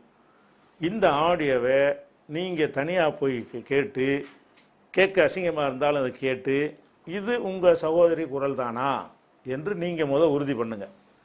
இரண்டாவது, அந்த கணவர், உங்கள் சகோதரி கணவர்கிட்டையும் இதை காட்டி, ஏன்னா என்ன இருந்தால் நாளைக்கு கூட அவருக்கு தெரியாட்ட கூட நாளைக்கு தெரிஞ்சிடும். அதனால் நீங்களே என்ன செய்யுங்க, அதை காட்டி என்ன செய்யுங்க, விளக்கம் இது மாதிரி இருக்குது, இதை பற்றி நீனே பார்த்து சொல்லுப்பா, முடிவு சொல்லு, அவள் பேசியிருந்தாண்டா அதுக்குரிய பனிஷ்மெண்ட் எடுப்போம், அப்படி இல்லைன்னா நீ அதை விவரத்தை சொல்லுன்னு கேளுங்க. அந்த சகோதரிட்டையும் கேளுங்க. இவ்வளவும் நான் சொல்லி நாளைக்கு என்கிட்ட தகவல் தாங்க என்று சொல்லிவிட்டு அப்புறம் சில விளக்கங்களை அவங்களுக்கு சொல்கிறேன். என்ன சொல்கிறேன்னு கேட்டால், இது அந்த ரெக்கார்டு நீங்கள் பார்த்தீங்கன்னு சொன்னால், இது ஆபாசமான அந்த விஷயங்கள் நானும் ஒரு யாரோ பேசினாங்கன்னு சொன்னால் அவங்க ரெக்கார்ட் பண்ண மாட்டாங்க யாருமே. நானே பண்ணுவேனா முதல்ல? இது மாதிரியான விஷயங்களை யாரும் பண்ண மாட்டாங்க. ஒன்று அந்த பண்ணி இருந்தால் நான் வெளியிட்டிருக்கணும், இல்லைன்னு சொன்னால் அவங்க வெளியிட்டிருக்கணும், அந்த எதிர்த்தரப்பு வெளியிட்டிருக்கணும். இப்போ நானும் பண்ணவே கிடையாது, பண்ண தேவையும் கிடையாது, எவனும் பண்ணவும் மாட்டான். முதல்ல நீங்கள் யோசிச்சு பார்க்கணும். அவங்களும் பண்ணாங்கன்னா அவங்க வெளியே தான் வெளியாக இருக்கணும். உங்கள் சகோதரி வழியாகத்தான் என்ன செஞ்சுருக்கணும், இது வெளி வந்திருக்கணும். அப்படி அங்கேயே 3வது இடத்துலேருந்து வருது. அது போக அந்த டெக்னிக்கலாக அந்த ரிங்டோன்லாம் சாதாரண ஃபோனுடைய ரிங்டோன் வருது. அப்போ சாதாரண ஃபோனில் உரையாடல் வீடியோ உரையாடலாக இருக்குது. ரிங்டோன் அடிக்கிறது ஆர்டினரி ஃபோனுக்குன்னு ஒரு ரிங்டோன் இருக்குது. ஐஎம்ஓவாக இருந்தாலும் சரி, வாட்ஸ்அப்பாக இருந்தாலும் சரி, அதுக்குரிய ரிங்டோன் அதுக்கு ஒரு மாதிரி, இது ரெண்டு சம்மந்தம் இல்லாமல் தான் இருக்கும். அப்போ இந்த எடுத்தோன்னு நீங்கள் பார்த்தீங்கன்னு சொன்னால் அவங்கள்ட்ட சொன்னது இதெல்லாம் அவங்கள்ட்டையும் சொல்லணும். நீங்கள் என்ன அவங்க கருத்தை சொல்கிறதுங்கிற விட என் கருத்து என்னென்னு அவங்கள்ட்ட சொல்லணும்ல, அதுக்கு நான் விளக்குறேன். அந்த சகோதரர்கள்ட்ட முதல் நாள் சொல்லும்போது இதெல்லாம் விளக்குறேன். இதை முதல்ல இது சாத்தியம் கிடையாது, இப்படி செய்கிறதா இருந்தால் ஒரு பொம்பளை மிரட்டுறதுக்காக வேண்டி வேண்டாம், அப்படி செய்யலாம், அப்படி செஞ்சு அவங்க அதை வெளியிட்ருக்கணும். அவங்களும் வெளியிடல, வேறு இடத்துலேருந்து வருது. அதனால் இந்த இந்த வித்தியாசத்தை நீங்கள் பார்த்தீங்கன்னாலேயே உங்களுக்கு அதில் தெரிஞ்சிடும். அதுபோக அதில் உள்ள டெக்னிக்கலாக சில கேள்விகள்லாம் கேட்டு, அந்த பாப்பா வருதுங்கிறது இந்த மாதிரி விஷயம் என்னென்னமோ அதில் சொல்கிறாங்க. அந்த விஷயங்கள்லாம் நீங்கள் பார்த்தீங்கன்னு சொன்னாலே உங்களுக்கு அது பொய்ங்கிறது உங்களுக்கே விளங்கிடும். அது போக விபச்சாரம் செய்த அந்த மாதிரியான ஒரு டைப்லாம் வருது. நம்ம எப்போதும் பிஎஸ்ஓவோடையே இருந்து கொண்டிருக்கக்கூடிய ஒரு ஆளாக நம்ம இருக்கிறோம், கூடவே இப்போ இருப்பாங்க. அவங்க இடத்துலாம் நான் இருக்கிறேன், அது அவங்களுக்கு தெரியுமில்ல. அப்போ அதையெல்லாம் சொல்லி காட்டி இது எப்படி சாத்தியமாக இருக்க முடியும் நீங்களே யோசிச்சு பாருங்கள். அதுக்கு பிறகும் இதுதான் உங்களுக்கு தெரிய வந்தால் நீங்கள் தாராளம் உங்களுடைய கடமை என்னென்னு கேட்டால், என்னை விசாரணைக்கு உட்படுத்த நீங்கள் தலைமை கடிதம் கொடுத்துருங்க. நான் அல்லாத ஒரு நிர்வாகிட்டேன் நாளைக்கு என்கிட்ட சொல்லுங்கள். நீங்கள் இல்லை இவர் தான் பேசினார்னு தான் எங்களுக்கு தெரியுது, இல்லை எங்கள் சகோதரி தான், நான் பேசுனதுக்கு நீங்கள் சொல்ல முடியாது, இது எங்கள் சகோதரியை தானே சொல்கிறாங்க, அவங்க சகோதரியிட தான் என்று நீங்கள் சொன்னீர்களே, ஆனால் அதை மையப்படுத்தி நீங்கள் என்ன செய்யுங்க, தலைமையில் என்னை விட்டுட்டு வேறு நிர்வாகிட்ட நீங்கள் புகார் கொடுங்க என்று இவ்வளவும் சொல்லி, கண்டிப்பாக இது நான் பேசுனது கிடையாதுங்க, இது போய் திட்டமிட்டிருக்கிறார்கள், இது உருவாக்கி இருக்கிறார்கள், சித்தரித்திருக்கிறார்கள், இது ஏதோ அவங்களுடைய குரலை எடுத்து கூட என்ன செய்யலாம், மிமிக்ரி யாரும் பண்ணலாம். உங்கள் சகோதரி பல பேர்கிட்ட ஃபோனில் பேசினா கூட ஒரு 10 ஃபோன் கிடச்சிச்சுன்னா அதை வச்சு என்ன செய்யலாம், மிமிக்ரி பண்ணுறவங்க தயார் பண்ணிடுவாங்க, அது பெரிய கஷ்டம் கிடையாது. இதெல்லாம் விலைக்கு நான் சொல்லிட்டேன். சொன்னவுடனே சொல்லி வச்ச மாதிரி அடுத்த நாள் ஒரு மகரிபுக்கு டயத்துக்கு 7 மணி இருக்குன்னு நினைக்கிறேன், அந்த சகோதரெலாம் வந்தாங்க. நினைஞ்சாங்கன்னா, இப்போ நாங்கள் கேட்டோம், நாங்கள் கேட்ட வகையில் அது நம்ம சகோதரியுடைய இது இல்லை, அதுக்கு நெருக்கமாக வரக்கூடிய வகையில் தயாரிக்கப்பட்டிருக்கு, நெருக்கமாக வருது, அது மாதிரி வருதே தவிர அவங்க குரல் எங்களுக்கு தெரியும் அப்படி இல்லை அப்படின்ட்டு ஒன்று சொல்கிறாங்க. இரண்டாவது, கணவர், அந்த கணவர்கிட்ட கேட்டோம். கணவர்கிட்ட கேட்கும்போது நல்லா அது ஜர்க்காகுது, நம்ம அதுக்கு தகுந்த மாதிரி ரெடி பண்ணியிருக்கிறாங்க, ஆனால் அவங்க இது இல்லை, அதில் வேறு ஒரு குரல் 2 குரல் சேர்ந்து வேற வருது அவர் சொன்னது என்று அவர் சொன்னார். அதனால மனைவியோட இது இல்லை, கணவர் வர இல்லை, கணவர் சொன்னதான் சொன்னார், கணவர் வரல, கணவர் வந்து என்கிட்ட வரல. இந்த 3 பேரும் அந்த கணவர்கிட்டையும் கேட்டு மச்சான் அவங்க மச்சான்கிட்டையும் கேட்டுட்டு அவரும் அப்படி சொல்லிவிட்டார் சொல்கிறாங்க. அப்போ சகோதரிட்ட கேட்டிங்களா அப்படின்னு கேட்கும்போது கேட்டோம். அழுது போட்டு அல்லா மேலே சத்தியமாக இது நான் கிடையாது, யாராவது பண்ணியிருக்காங்க, இது கேட்கவே எனக்கு முடியலை, நான் கேட்க முடியாது, என்னை வேதப்படுத்தாதீங்க, இப்படிலாம் நான் பேசக்கூடிய ஆளான்னு சொல்லிட்டு அவங்களும் தங்கச்சியும் அழுது அல்லா மேலே சத்தியம் பண்ணி இது வந்து நான் கிடையாதுன்னு எங்கள் சகோதரியும் சொல்லிட்டாங்க இப்படின்னு என்கிட்ட வந்து விவரத்தை சொல்கிறாங்க. சொல்லிட்டு அவங்க இப்போ இதுதான் உண்மை என்பதற்குரிய ஆதாரம். அதுக்கு பிறகு அந்த கணவன் மனைவி வாழ்ந்துகிட்டு இருக்கிறாங்க. அதை நெசம்னு நினைத்தால் அது சாதாரண விஷயம் இல்லை. அந்த ஆடியோவில் சொல்லப்படுற விஷயம் வந்து சும்மா வெறுமனே ஒரு செக்ஸான பேச்சு இல்லது. அது வந்து ஒரு விபச்சாரம் அடிக்கடி செய்வதை பற்றியெல்லாம் ஒரு வாக்குமூலம் அளவில் உள்ள ஒரு செய்தியாக அதில் வருகிறது. இப்படி வந்து வாரம் அப்படி செய்யக்கூடியவராக ஒருத்தருடைய ஒரு மனைவி ஒரு தடவை ஸ்லிப்பானா கூட ஒரு புருஷங்காரன் அதை வந்து ஒரு அங்கீகரிச்சுக்கிடுவான்.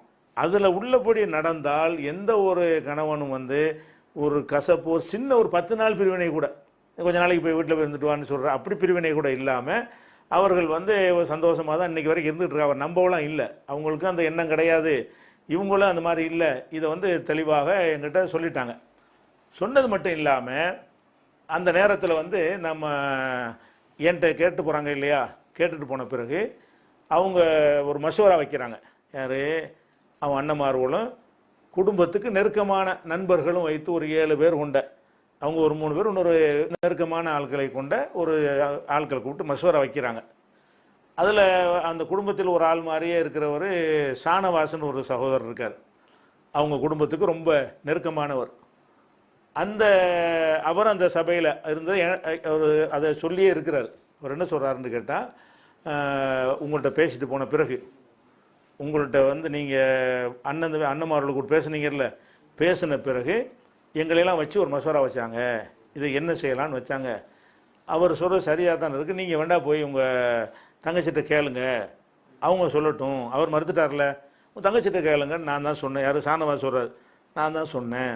அவர் தங்கச்சிட்டு கேட்குறதுக்கு வந்து ஒரு ஜாஃபருங்கிறவர், அவர் ஒரு அண்ணன்லேயே சின்ன அண்ணன், அவர் தான் கடைசி அண்ணன். அவரை வந்து அனுப்பி வைக்குவோம் அப்படின்னு சொல்லி அனுப்பி வச்சாங்க. அனுப்பி வச்சுட்டு என்ன ரிசல்ட்டுன்னு தெரியாமல் நான் வெளியே வந்துட்டேன். அவர் சொல்கிறார் ஷானவாஸ். அடுத்த நாள் ஃபோன் பண்ணி நான் கேட்குறேன், என்னங்க இந்த போனியில் என்ன ஆச்சு கேட்கும்போது, இல்லை நான் தங்கச்சிட்ட போனேன், ஒரு பக்குவமாக தான் கேட்டேன், கேட்கும்போது துடிச்சு அழுது இந்த மாதிரி என்னென்ன இப்படி இருக்குதுன்னு சொல்லி அவங்க மறுத்துட்டாங்க, வச்ச பொய் சொல்கிறாங்க, நான் கிடையாது, நான் அப்படி பேசக்கூடிய ஆளா அப்படின்னு சொல்லிட்டு அவங்களும் இதை மறுத்துட்டாங்க என்று அந்த சகோதரர் ஷானவாஸ்ட்டை இணைஞ்சிருக்காரு சொல்லியிருக்கிறார். ஷானவாஸ் அவர்கள் அந்த நிகழ்வு நடந்த மறுநாளே காதர் என்ற பர்மா காதர் என்று சொல்லக்கூடிய காதர் என்ற அவருடைய நண்பரிடத்தில் தொலைபேசியிலே உரையாடி இப்படித்தான் நடந்தது என்று விளக்கியிருக்கிறார். பழைய ஆடியோ இது. அந்த ஒரு உரையாடலை என்னுடைய நண்பர் காதர் அவர்கள் ஷானவாஸ் என்னிடத்திலும் இதை சொன்னார், கால் ரெக்கார்டரில் நான் வைத்திருக்கிறேன், உங்களுக்கு அனுப்பி வைக்கிறேன் என்று எனக்கு அனுப்பி தந்திருக்கிறார். நீங்கள் அந்த ஆடியோவை பாருங்கள்.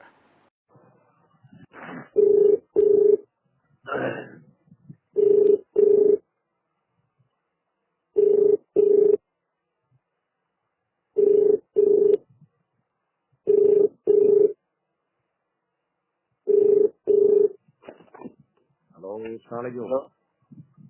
யாரு? ஷானவாஸ் பாய் தானே? ஷானவாஸ் பேசுறேன். நீங்க யாரு? நான் காதல் பாய் பேசுறேன். பையன் சொல்லுங்க முதலாளி, சொல்லுங்க. என்ன சரிங்களா? நல்லா இருக்கு. என்ன நம்பர் புது நம்பர் வந்து யாரும் எடுத்து பண்ணி பார்த்தேன். சொல்லுங்க. இல்ல ஒரே மனசு கஷ்டமா இருக்குது. ஆமாண்ணா, ஜாபரோட நின்று ஜாபர் டாக்டர்ல நாளைக்கு போனேன். ஆமாண்ணா ஆமாண்ணா ஆமாண்ணா ஆமாண்ணா உங்களுக்கு தெரிய விஷயமாண்ணா. இல்ல அவங்கள்ட்ட பேசிக்கல, அவர் ஊட்டி போயிருந்தாரு நினைக்கிறேன். ஆமாண்ணா ஆமாண்ணா ஊட்டி போயிருந்தேன். ஆமாண்ணா, அதனால வந்து அவங்க ராஜாண்ட ஊட்டி போயிருந்தாங்க. ஆமாண்ணா, அவங்களுக்கு எல்லாம் ஒரு 6 பேர் போயிருந்தாங்க போல. ஆமாண்ணா ஆமாண்ணா. என்னன்னா கொஞ்சம் அர்ஜென்ட் கடைக்கு வந்துட்டேன்னா அவங்க பார்த்த வழியில வீடு வாசல் நின்று இருந்தீங்க. சரி, அவர் ஆமாண்ணா ஆமாண்ணா ஆமாண்ணா டெய்லி பாக்குறோமா, அவரு நம்மள பாக்கிறதுக்கு ஒரு மாதிரியா கஷ்டப்படுறாரு, நானும் எனக்கு ஒரு மாதிரியா இருந்தது. சரி சரி சரி கேட்டவனும் மாதிரியா இருந்தாரு அவரு. சேர்ந்து அந்த அவங்க அந்த அண்ணன் சம்பந்தமா அந்த அவங்க சங்கத்திய சம்பந்தமா அந்த ஒரு இது ஆடியோ ஒன்று போட்டுருந்தாங்க போல. ஆமாண்ணே, எனக்கு ரொம்ப கேட்டு ரொம்ப சங்கடம் பார்த்தேன்னா அவர் அதனால நம்ம வந்து கொஞ்சம் லைட்டா அவாய்ட் பண்றாரு. ஓஹோ, அப்படியா? சரி சரி. எனக்கும் அவர்கிட்ட பேசுறதுக்கு மாதிரியா மனசு கஷ்டமா இருந்து பேசுறதுக்கு மாதிரியா கூச்சமா இருக்கு. ஆமாண்ணா. உங்களை பார்த்து சலாம் சொல்லிட்டு போயிட்டேன். என்ன சம்பவம், என்ன நடக்குது, என்ன பேசினாங்களா? அதானே அந்த ஆடியோ ரிலீஸ் ஆச்சு இல்லைண்ணே, அப்போ வந்து நான் போன் பண்ணி சொன்னேன். எனக்கு பழைய ரொம்ப சங்கடம் போச்சு எனக்கு. உடனே ஆமா போன் போட்டு அண்ணன் சொன்னாரு, ஜாபர் சொன்னாரு, நானும் கேட்டேனே, நான் ராஜநாட்டில வந்துட்டு இருக்கோம், வந்து நாளைக்கு பேசுறேன் அப்படின்னாரு. எனக்கு ரொம்ப சங்கடம் இருக்குங்க அப்படின்னு. சரி வந்து பேசலாம்ண்ணே அப்படின்னு வந்துட்டாங்களா? நீங்க வந்தாங்க. ஆமா, அப்ப வந்து மறுநாளைக்கு கூட்டு விட்டாங்க, ராஜா கூப்பிட்டாரு. சரி. அவங்க ஃபேமிலியில ஒரு 6-7 பேர் மொத்தம், வெளியாள் நான் மட்டும்தான். சரி. ஜமாத்துக்கு நெருக்கமான ஆளு, அவங்களுக்கு ஃபேமிலி நெருக்கமான ஆள், நம்ம கூப்பிட்டோம், மசூரா பண்ண என்ன பண்ணிக்கலாம் அப்படின்னு. சரி. அவ பேசிட்டு இருக்கும்போது அப்ப ஜமான் இருப்பாரு. அங்க ஜமான் தெரியுமா? ஜமான் யாரு? ஜமான்னா குட்டி உங்களுக்கு குட்டி ரொம்ப தெரியும். ஆமா ஆமா, குட்டி சொல்லுங்க. ஆமா, அவரு அந்த முதலாம் நைட்ல வந்து நான் நின்றுட்டு இருக்கும்போது வந்து ஒரு கிளாஸ் பண்ணி போறாங்க மண்ணடியில. எங்க போறீங்கன்னு போனீங்கன்னு கேட்டா, நேற்று நைட்டு போய் அண்ணன் பேசணும், அண்ணன் கூப்பிட்டு விட்டுருந்தாரு. சரி. போய் தலைமை பேசணும், ஆனா அண்ணன் மட்டும் தான் இருந்தாரு, யாரும் இல்ல பேசணும். அவ என்ன சொன்னாருன்னு கேட்டேன். அண்ணன் என்ன சொன்னாரு, சத்தியம் பண்ணாரு, அல்லாவின் சத்தியமாக இதுக்கு எனக்கு சம்பந்தம் இல்ல, இது சேக்கான விஷயம், பொய்யான விஷயம் அப்படின்னு சத்தியம் பண்ணதாக வந்து சொன்னாங்க இவங்க. சரி. அப்புறம் ஜமான் சொன்னாரு. யாரு? குட்டி சொன்னாரு. குட்டி சொன்னாரு, இது மாதிரி சத்தியம் குட்டி. சரி. இவங்க அண்ணன் சகோதரி சாச்சாமா சகோதரி கிட்ட போய் அவங்க அப்ப நான் இருந்த சபையில மறந்து இருந்தேன்ல. அப்ப நான் சொன்னேன், அண்ணன் அல்லாவுக்கு சத்தியம் மறுத்துட்டாரு இல்லைண்ணே, ஒரு தடவை மறுத்துட்டாங்கல்ல. அப்ப இந்த விசாரணை வந்து பெண் தரப்புல விசாரிங்க, நீங்க கேட்டீங்க, விசாரிங்க. நான் சொன்னேன் விசாரிங்க நீங்க. சரி சரி. நான் அப்ப கேட்டேன், அந்த பிள்ளை மறுத்து வச்சுன்னா பிரச்சனை முடிஞ்சு போச்சு இல்லைண்ணே. கலெக்டர் விடுவா, 1000 கலெக்டர் விடுவா. கரெக்ட் தான். சம்பந்தப்பட்ட நபர் ஒருத்தர் மறுத்துட்டாரு, இறைமை தானே மறுத்துட்டாரு, எல்லாமே தானே. சரி சரி. இந்த பக்கம் நீங்க சகோதரர் விசாரிங்கண்ணே அப்படின்னு சொல்லி ஜாபர்ல சொன்னேன்னா. சரி. சரிங்கண்ணா, என் கூட்டமா போறீங்கன்னா அந்த பிள்ளை மாசமா வர இருக்குது, சும்மா 2 பேரும் விசாரிங்க அப்படின்னு சொல்லி சொன்னேன். சரி, முதல்ல விசாரிச்சுக்கிடுவோம்னு சொல்லி அண்ணா ஜாபர்ல போனாருண்ணா. சரி. விசாரிச்சாங்களாமா? என்ன சொன்னாங்களா? மறுநாளைக்கு நான் அன்னைக்கு போயிட்டாங்க, பயணத்துல போயிட்டாங்க. மறுநாளைக்கு நான் போன் போட்டு கேட்டேன், என்னென்ன போனீங்க விசாரிச்சீங்களான்னு கேட்டேன். சரி.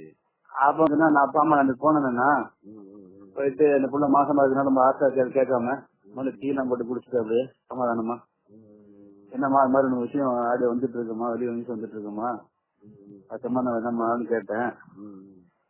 ஆமா, நானும் எல்லாம் பல பேர் சொல்லிதான் நான் கேட்டேன். நானும் அந்த மாதிரி ஆபாசம் நான் பேச மாட்டேன். ஒரு அழுதுருச்சான். சரி சரி. என்ன நானும் அப்படி பேசுவேன்னு மறுத்துருச்சேன்.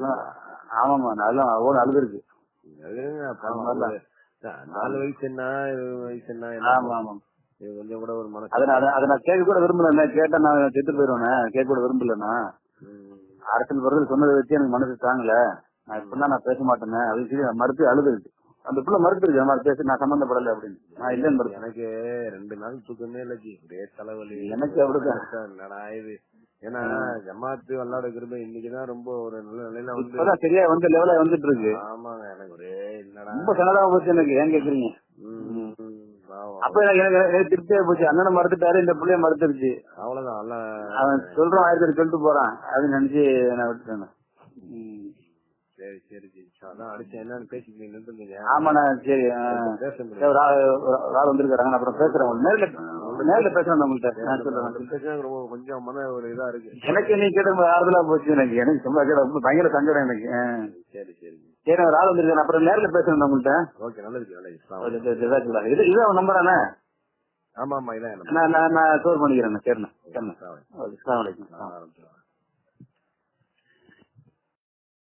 அப்போ இந்த விஷயம் வந்து இது ஒரு புகாராக வந்து என்னிடத்தில் நானே முன் வந்து அதை விசாரித்து முகாந்திரம் தான் நான் புகார் நான் சொல்கிறேன், முகாந்திரம் இருந்தால் நீங்கள் புகார் கொடுத்துருங்க, விசாரித்து அவங்க என்ன செய்யட்டேன், நிர்வாகம் முடிவு எடுக்கட்டும், இல்லாத எந்த நிர்வாகிட்டையா நீங்கள் கொடுங்க. இவ்வளோ சொன்ன பிறகு அடுத்த நாள் வந்து என்ன செய்கிறாங்கன்னா, இதை என்கிட்ட சொல்லிட்டாங்களா, ஒரு கோரிக்கை மட்டும் வச்சாங்க. அதுலேருந்து நினைக்கிறேங்க அந்த எந்த நிலையில் இருந்தாங்கிறத சொல்ல வரேன். என்ன வச்சாங்கன்னா, இது வந்து எங்கள் இப்போ குடும்பத்து பேரை போட்டு விட்டாங்க, ரொம்ப அசிங்கமாக இருக்குது. அந்த தெருவில் தான் மர்கஸ் செயல்படுது. பலரும் வரும்போது எங்களை ஒரு மாதிரியாக பார்க்குவாங்க. அதனால் கொஞ்சம் மர்கஸ் மட்டும் கொஞ்சம் மாற்றிக்கிற முடியுமா வேறு பக்கம்னு கேட்குறாங்க.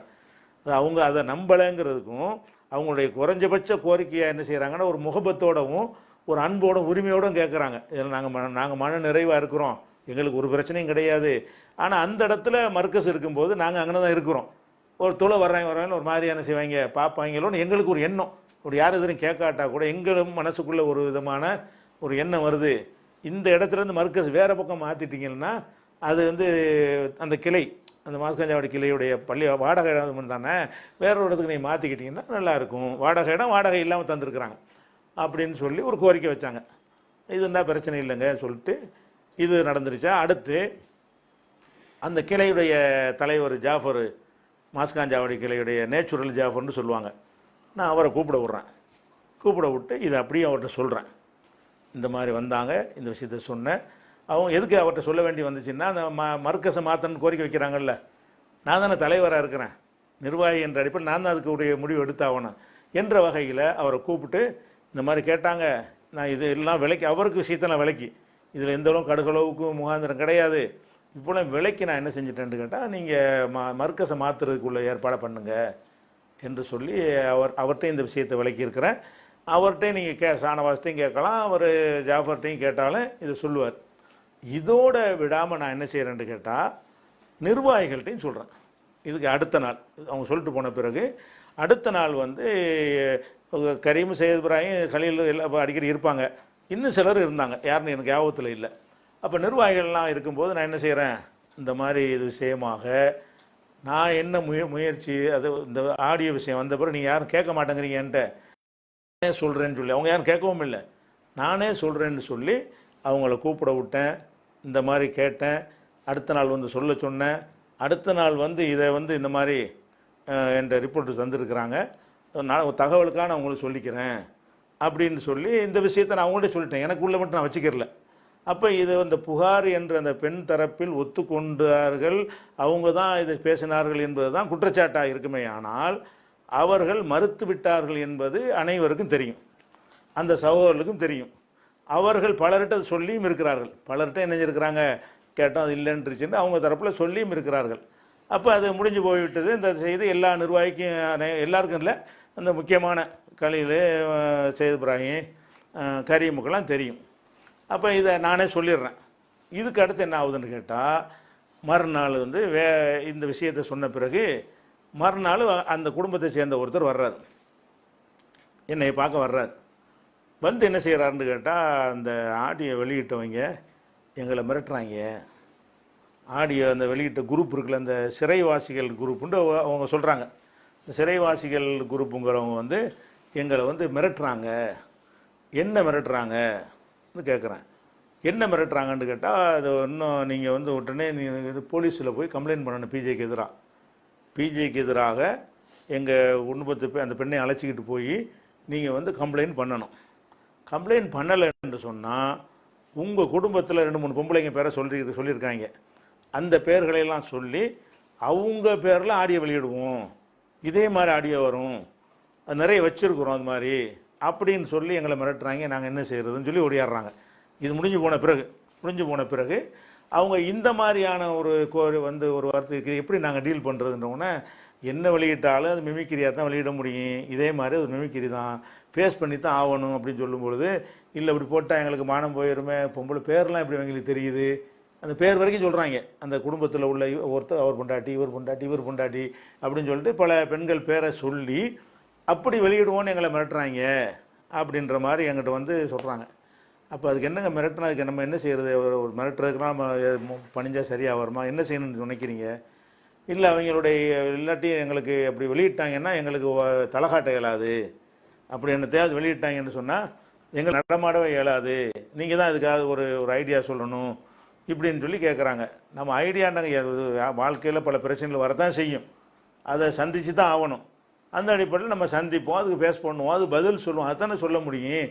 யார் மேலே வேண்டாலும் ஆயிஷா மேலே அவர் சொன்னாங்க, சந்திச்சு தானே அவங்க சந்திக்க தானே செஞ்சாங்க, அதுக்கு நம்ம என்ன செய்கிறதுன்னு இப்படி பேச்சுவார்த்தை நடக்கும்போது அவர் என்ன சொல்கிறாருன்னா, அப்படி சொல்லும்போது ஒரே குறிக்கோள் அவங்களுக்கு வந்து உங்களை வந்து ஜமாத்தில் வெளியேற்றணும், அந்த ஒன்றுக்கு தான் எங்களை மிரட்டுறாங்கன்னு அதையும் சொல்லி அது என்னன்னு கேட்டால் அதை சூசகமாக எனக்கு அந்த சிக்னலாக அப்படி செய்தியை சொல்கிறாங்க.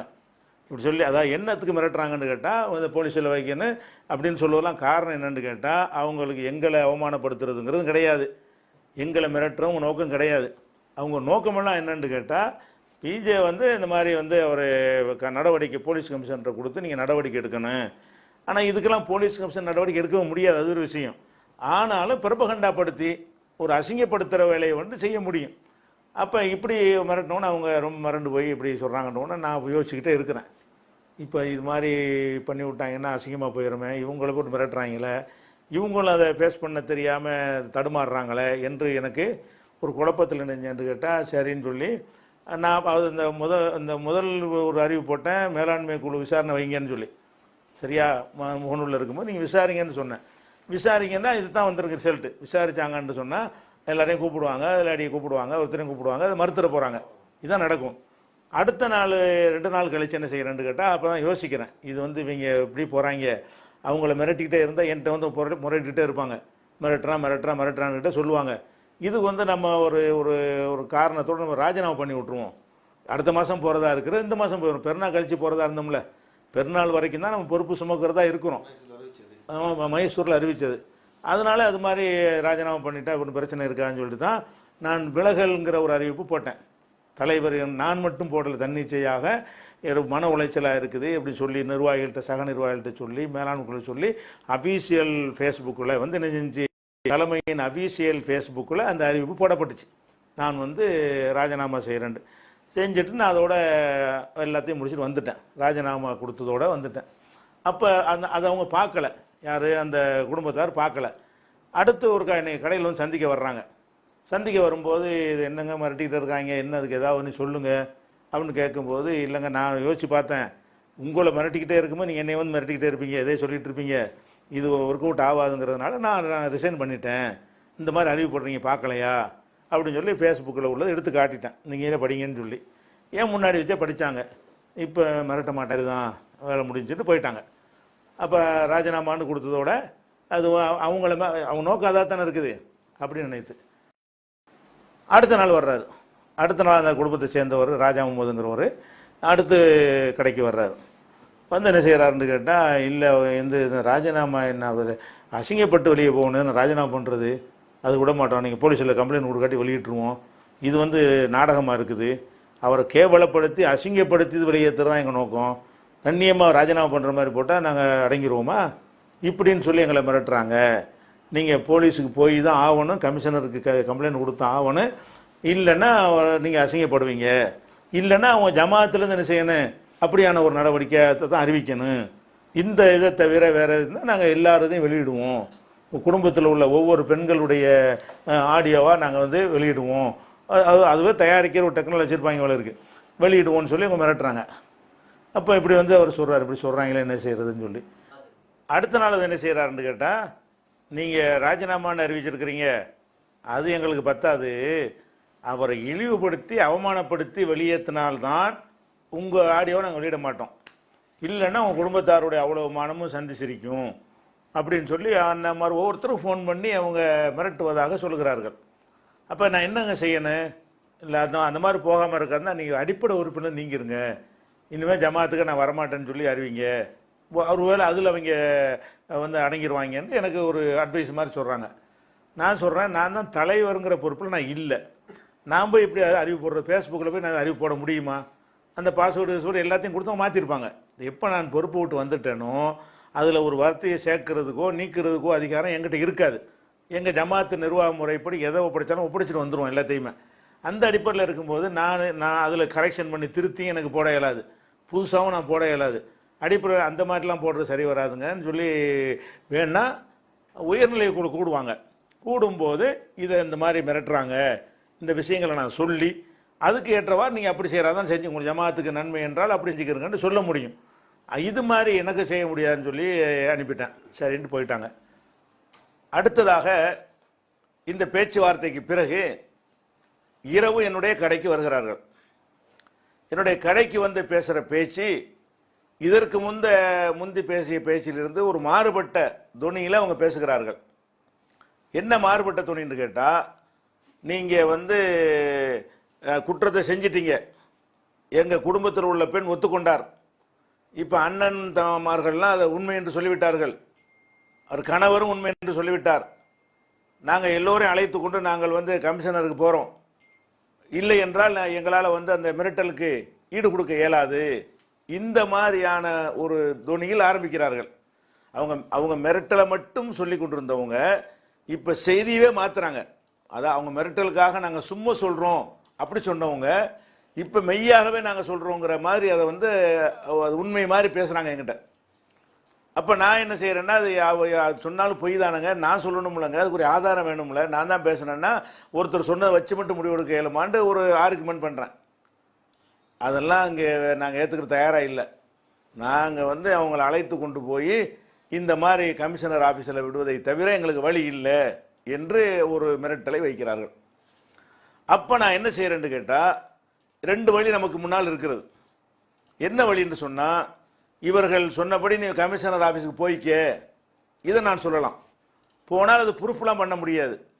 ஆனால் என்ன நடக்கும் என்று சொன்னால், மீடியாக்களில் சொல்வார்கள், டிவிலாம் வருவார்கள், மாதர் சங்கத்தை வருவார்கள், ஒரு பெரிய பிரபகண்டாப்படுத்துவார்கள், இப்படியான இவர் மீது தமிழ்நாடு தௌஹீத் ஜமாத்துடைய ஒரு தலைவர் மீது இப்படியான ஒரு புகாரை ஒரு இப்படின்னு இந்த வந்துடலே போதும். அது உண்மையா பொய்யா அது என்ன என்பதெல்லாம் அதெல்லாம் பின்னாடி வரும். இந்த மாதிரி வருவார்கள். அப்புறம் பக்கம் பக்கமாக தினசரி பத்திரிகைகளில் இது ஒரு வாரத்துக்கு கவர் ஸ்டோரி, இப்போ இல்லாததுக்கு வந்து ஆனந்த விடன் இதெல்லாம் எழுதுறாங்கல்ல, கற்பனையாக எழுதக்கூடியவர்களுக்கு ஒரு தீனி கிடைத்த மாதிரி போயிருமே, இப்படி சொல்கிறாங்களேன்னு சொல்லி அப்போ நான் யோசிக்கிறேன். அப்போ இதை அவங்க சொல்கிறபடி நம்ம சொல்லவில்லை என்று சொன்னால் வேறு விதமாக அவங்க கொண்டு போயிடுவாங்க, அது சரியாக வராது. அதே நேரத்தில் வந்து இல்லை என்று ஆமான்னு சொன்னோமே ஆனால் அப்போ அதன்படி அவங்கள்ட்ட ஒரு தந்திரமான, எதுக்கு தந்திரம்னு சொன்னால், இவர்கள் பொய் தான் சொல்கிறார்கள் என்பதை எந்த வழியில் போனால் நிரூபிக்க இயலும் என்று நான் பார்க்குறேன். அப்போ நான் என்ன சொல்கிறேன்னா, இப்போ ஜமாத் வழியாக இதை கொண்டு போங்க அப்படிங்கிற ஒரு கோரிக்கையை நம்ம வைத்து ஒத்துக்கிற மாதிரி சொல்லி ஜமாத்து கொண்டு போங்கன்னு சொன்னால், ஜமாத்தில் நம்மை விசாரிப்பார்கள். விசாரிக்கும் பொழுது இவங்க என்ன சொன்னாங்க, அப்புறம் என்ன சொன்னாங்க, மிரட்டலுக்கு தான் சொன்னாங்க, பொய் தான் சொன்னாங்க என்பதை நிலைநாட்டி விட்டு, அப்போ ஒருத்தனுடைய மிரட்டலுக்காக வேண்டி இந்த மாதிரி பொய் வாக்குமூலம் சொல்லியிருக்கிறாங்க என்று ஜமாத்தில் எனக்கு வாதிட முடியும். இதை போய் கொடுத்தார்களே ஆனால் அதை வந்து வாதிட, இப்படி சொன்னார்களே ஆனால் வாதிட முடியும்னு நான் நினைக்கிறேன். அது போக ஒத்துக்கிட்டாங்கன்றீங்களே, எல்லாத்தையும் கூட்டிகிட்டு வாங்க அப்படின்னு சொல்லி மீடியாக்கெல்லாம் நிப்பாட்டி ரோட்டில் செய்ய முடியாது. மீடியாக்கெல்லாம் நிப்பாட்டி ரோட்டில் இருக்கும்போது கொண்டு வாங்கன்னு சொல்கிறோம், அது சொல்ல முடியாது. இப்போ ஜமாத்தில் இருக்கும் பொழுது ஒத்துக்கிட்டால கொண்டு வாங்க, என்ன ஒத்துக்கிட்டாங்க, நான் பேசுகிறேன், அதுக்கு ஆதாரம் என்னன்னு கேட்க முடியும். நேற்று இல்லைன்னு சொன்னீங்க, அது என்னன்னு சொல்ல முடியும். அல்லாமல சத்தியமாக இல்லைன்னு சொன்னீங்களா, அதை எனக்கு கேட்க முடியும்.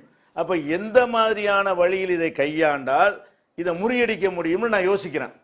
அப்போ இல்லைன்னு சொன்னோம்னா கமிஷனர், போலீஸ், பிரபகண்டா இந்த மாதிரி கொண்டு போகிறாங்க.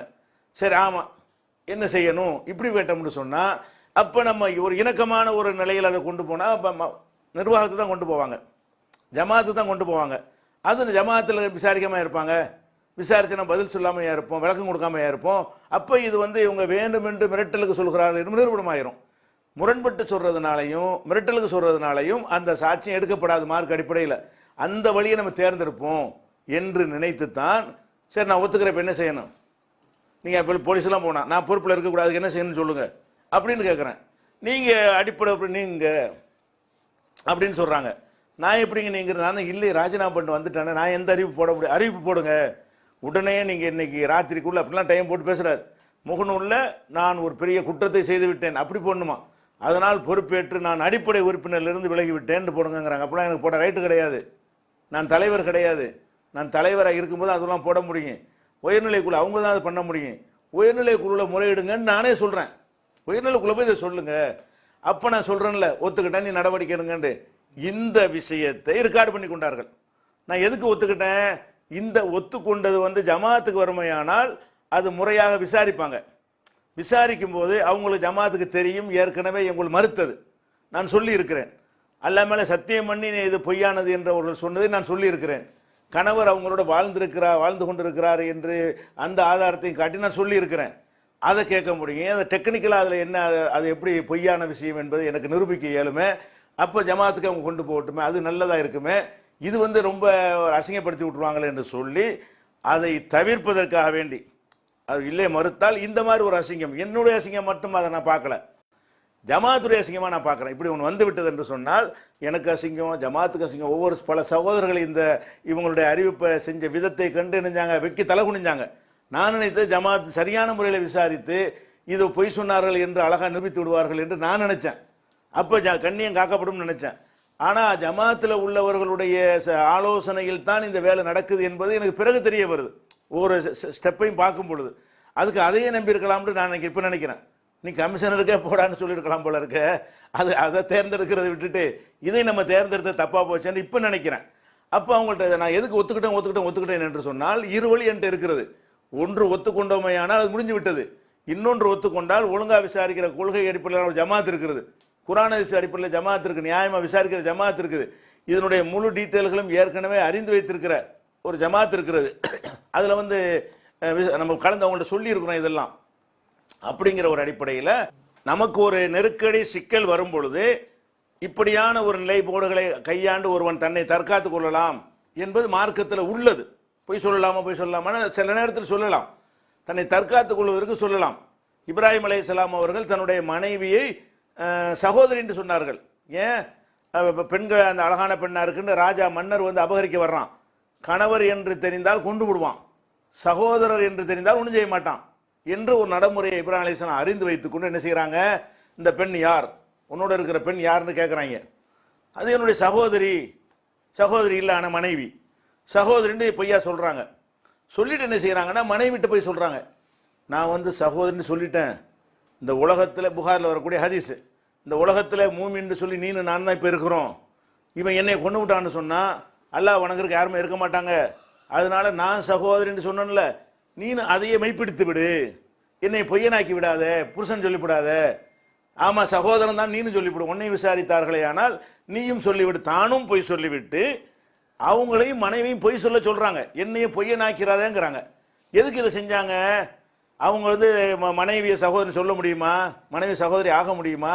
எதுக்கு சொல்கிறாங்கன்னு கேட்டால் ஒரு இக்கட்டான ஒரு நிலை வருகிறது. அப்போ இந்த வழியில் போவதை விட இந்த வழியில் போனால் நமக்கு அது சேஃப்டி என்று நம்ம கருதினோமையானால் அந்த வழியை கையாள்வது வந்து மார்க்கத்தில் இது இப்ராஹிம் நபிக்கு நீ உண்மாறு காட்டினா அதுக்கு ஒரு கமாண்ட் போடுவார்கள். இப்ராஹிம் நபி நீ ஒன்னாண்டு, இப்ராஹிம் நபியை தான் பின்பற்ற சொல்லி அல்லாஹ் சொல்கிறான். மில்லத்தை இப்ராஹிம், இது இப்ராஹிமுடைய வழியை நீங்கள் பின்பற்றுங்கள் என்ற ஒரு விஷயத்தை தவிர அனைத்திலும் அவர் ஒரு முன்மாதிரி. அவர் ஒன்று செஞ்சார்னா அது நம்மளும் செய்யலாம்னு தான் அர்த்தம், செய்யணும்னு அர்த்தம். அப்போ எனக்கு ஒரு இக்கட்டு வரும்போது எனக்கு ஏகத்துவத்தின் இமாமா இருக்கிற இப்ராஹிம் நபியுடைய அந்த வழிமுறையில் நம்ம இவங்க ஒரு தந்திரம் பண்ணி வர்றாங்க, நம்மளும் அதே மாதிரியான வழிமுறையில் தான் அதை கையாள வேண்டும் என்று சொல்லி நான் ஒத்துக்கொள்கிறேன். என்ன செய்கிறாங்க, ஒத்துக்கொண்ட ஆடியோ இருக்கிறது, அதுக்கு ஆதாரத்தை கொண்டாந்து தந்தா இதுதான் ஆதாரங்கிறாங்க. ஆனால் தந்தவனே என்கிட்ட கேட்கணுமா இல்லையா? இதோட ரெக்கார்ட் பண்ணி கொண்டார்கள். இந்த உரையாடலை தான் ரெக்கார்டு பண்ணுறாங்க. அந்த உரையாடல் முழுசாக நீண்ட உரையாடல் என்ன விஷயம் வரிக்கு வரி மனப்பாடம் பண்ணி வைத்துக்கொண்டு நம்ம சொல்லவில்லை. சாராம்சம் என்னவென்றால், நான் அதை ஒத்துக்கொள்கிறேன், நானே பிராய்ச்சித்தம் தேடுகிறேன். இப்போ என்ன சரி சொல்கிறீங்க என்று கேட்குறேன்.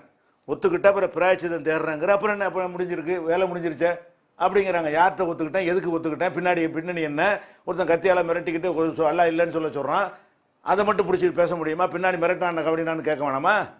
அப்போ அது மாதிரியான அப்படி எல்லாம் குர்ஆனிலே சொல்லி காட்டுறான். இல்லாமன் உக்ரிஹ வ கல்புஹு முத்மஇன்னும் பில் ஈமான். ஈமான் நிறைந்திருக்கும் பொழுது நிர்பந்தத்திற்கு உள்ளானவன் வந்து குஃப்ரான கலிமாவை சொன்னால் குற்றமில்லை, பாவமில்லை, நல்லா சொல்லி காட்டுறான்.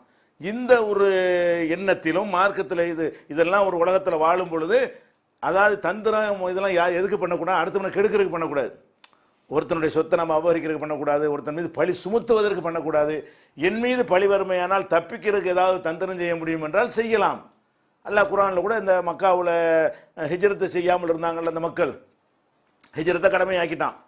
ஹிஜ்ரத்துக்கு வராமல் ஊரில் இருக்கிறாங்க, அந்த மக்களுக்கு நீங்கள் போராடுங்கள்னு அல்லாஹ் சொல்கிறான். அதை சொல்லும்போது என்ன செய்கிறான்னு கேட்டால், லா யஸ்ததீஉன ஹீலா, அவங்களுக்கு தந்திரம் தெரியாது. மக்காவிலேருந்து தப்பிச்சு மதீனாவுக்கு வருவதாக இருந்தால் நாங்கள் ஹிஜ்ரத் செய்து போகிறோன்னு சொல்லிட்டு வர முடியும், அங்கனே காலி பண்ணிடுவான். வேறு விதமாக சொல்லி அதுக்கு சில செட்டிங்கெல்லாம் பண்ணி அவனை ஏமாற்றக்கூடிய சில வழிமுறையெல்லாம் கையாண்டு கரெக்டாக வந்து சேர்ற வழிமுறை உங்களுக்கு தெரியும். ஹீலா, தந்திரம் தெரியாதவர்கள். அப்போ தந்திரம் தெரியாத காரணத்தினால ஹிஜ்ரத்து பண்ணலை. தந்திரம் செய்யாமல் வந்தால் மாட்டிக்கொள்வார்கள், ஹிஜ்ரத் செய்ய முடியாது. இப்படி வந்து நிறைய ஆதாரம் இருக்குது. அது பயானுடைய நிகழ்ச்சியை ஆயிடக்கூடாது.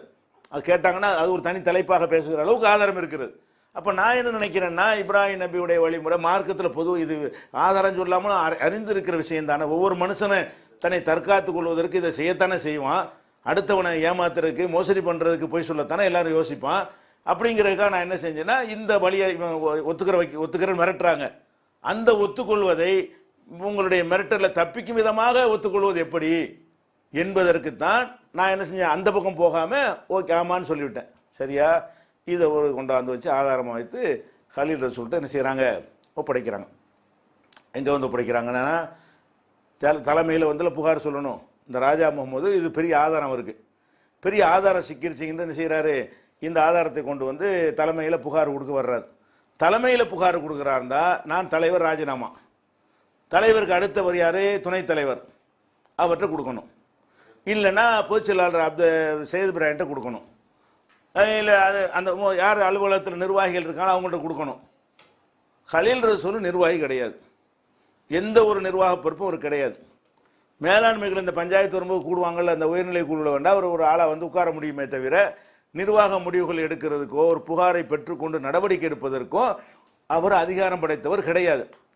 இவர் என்ன செய்கிறாருன்னா, தலைமைக்கு புகார் கொண்டு வராமல் நேர கலீல் ரசூல் என்பவருடைய பள்ளிக்கூடத்திற்கு என்ன செய்கிறாரு, அந்த சந்திச்சு போய் புகார் கொடுக்க போகிறார். இந்த இடத்துல ஒரு விஷயம், கலீல் ரசூலுக்கும் ராஜா முகமதுக்குள்ள ஒரு செய்தியை நான் உங்களுக்கு பதிவு பண்ணணும். கலீல் ரசூல் வந்து களஞ்சியம் ஸ்கூல்னு ஒரு ஸ்கூல் நடத்துகிறாரு இல்லையா, இந்த ஸ்கூலுடைய சொந்த ஸ்கூல் தான் இது.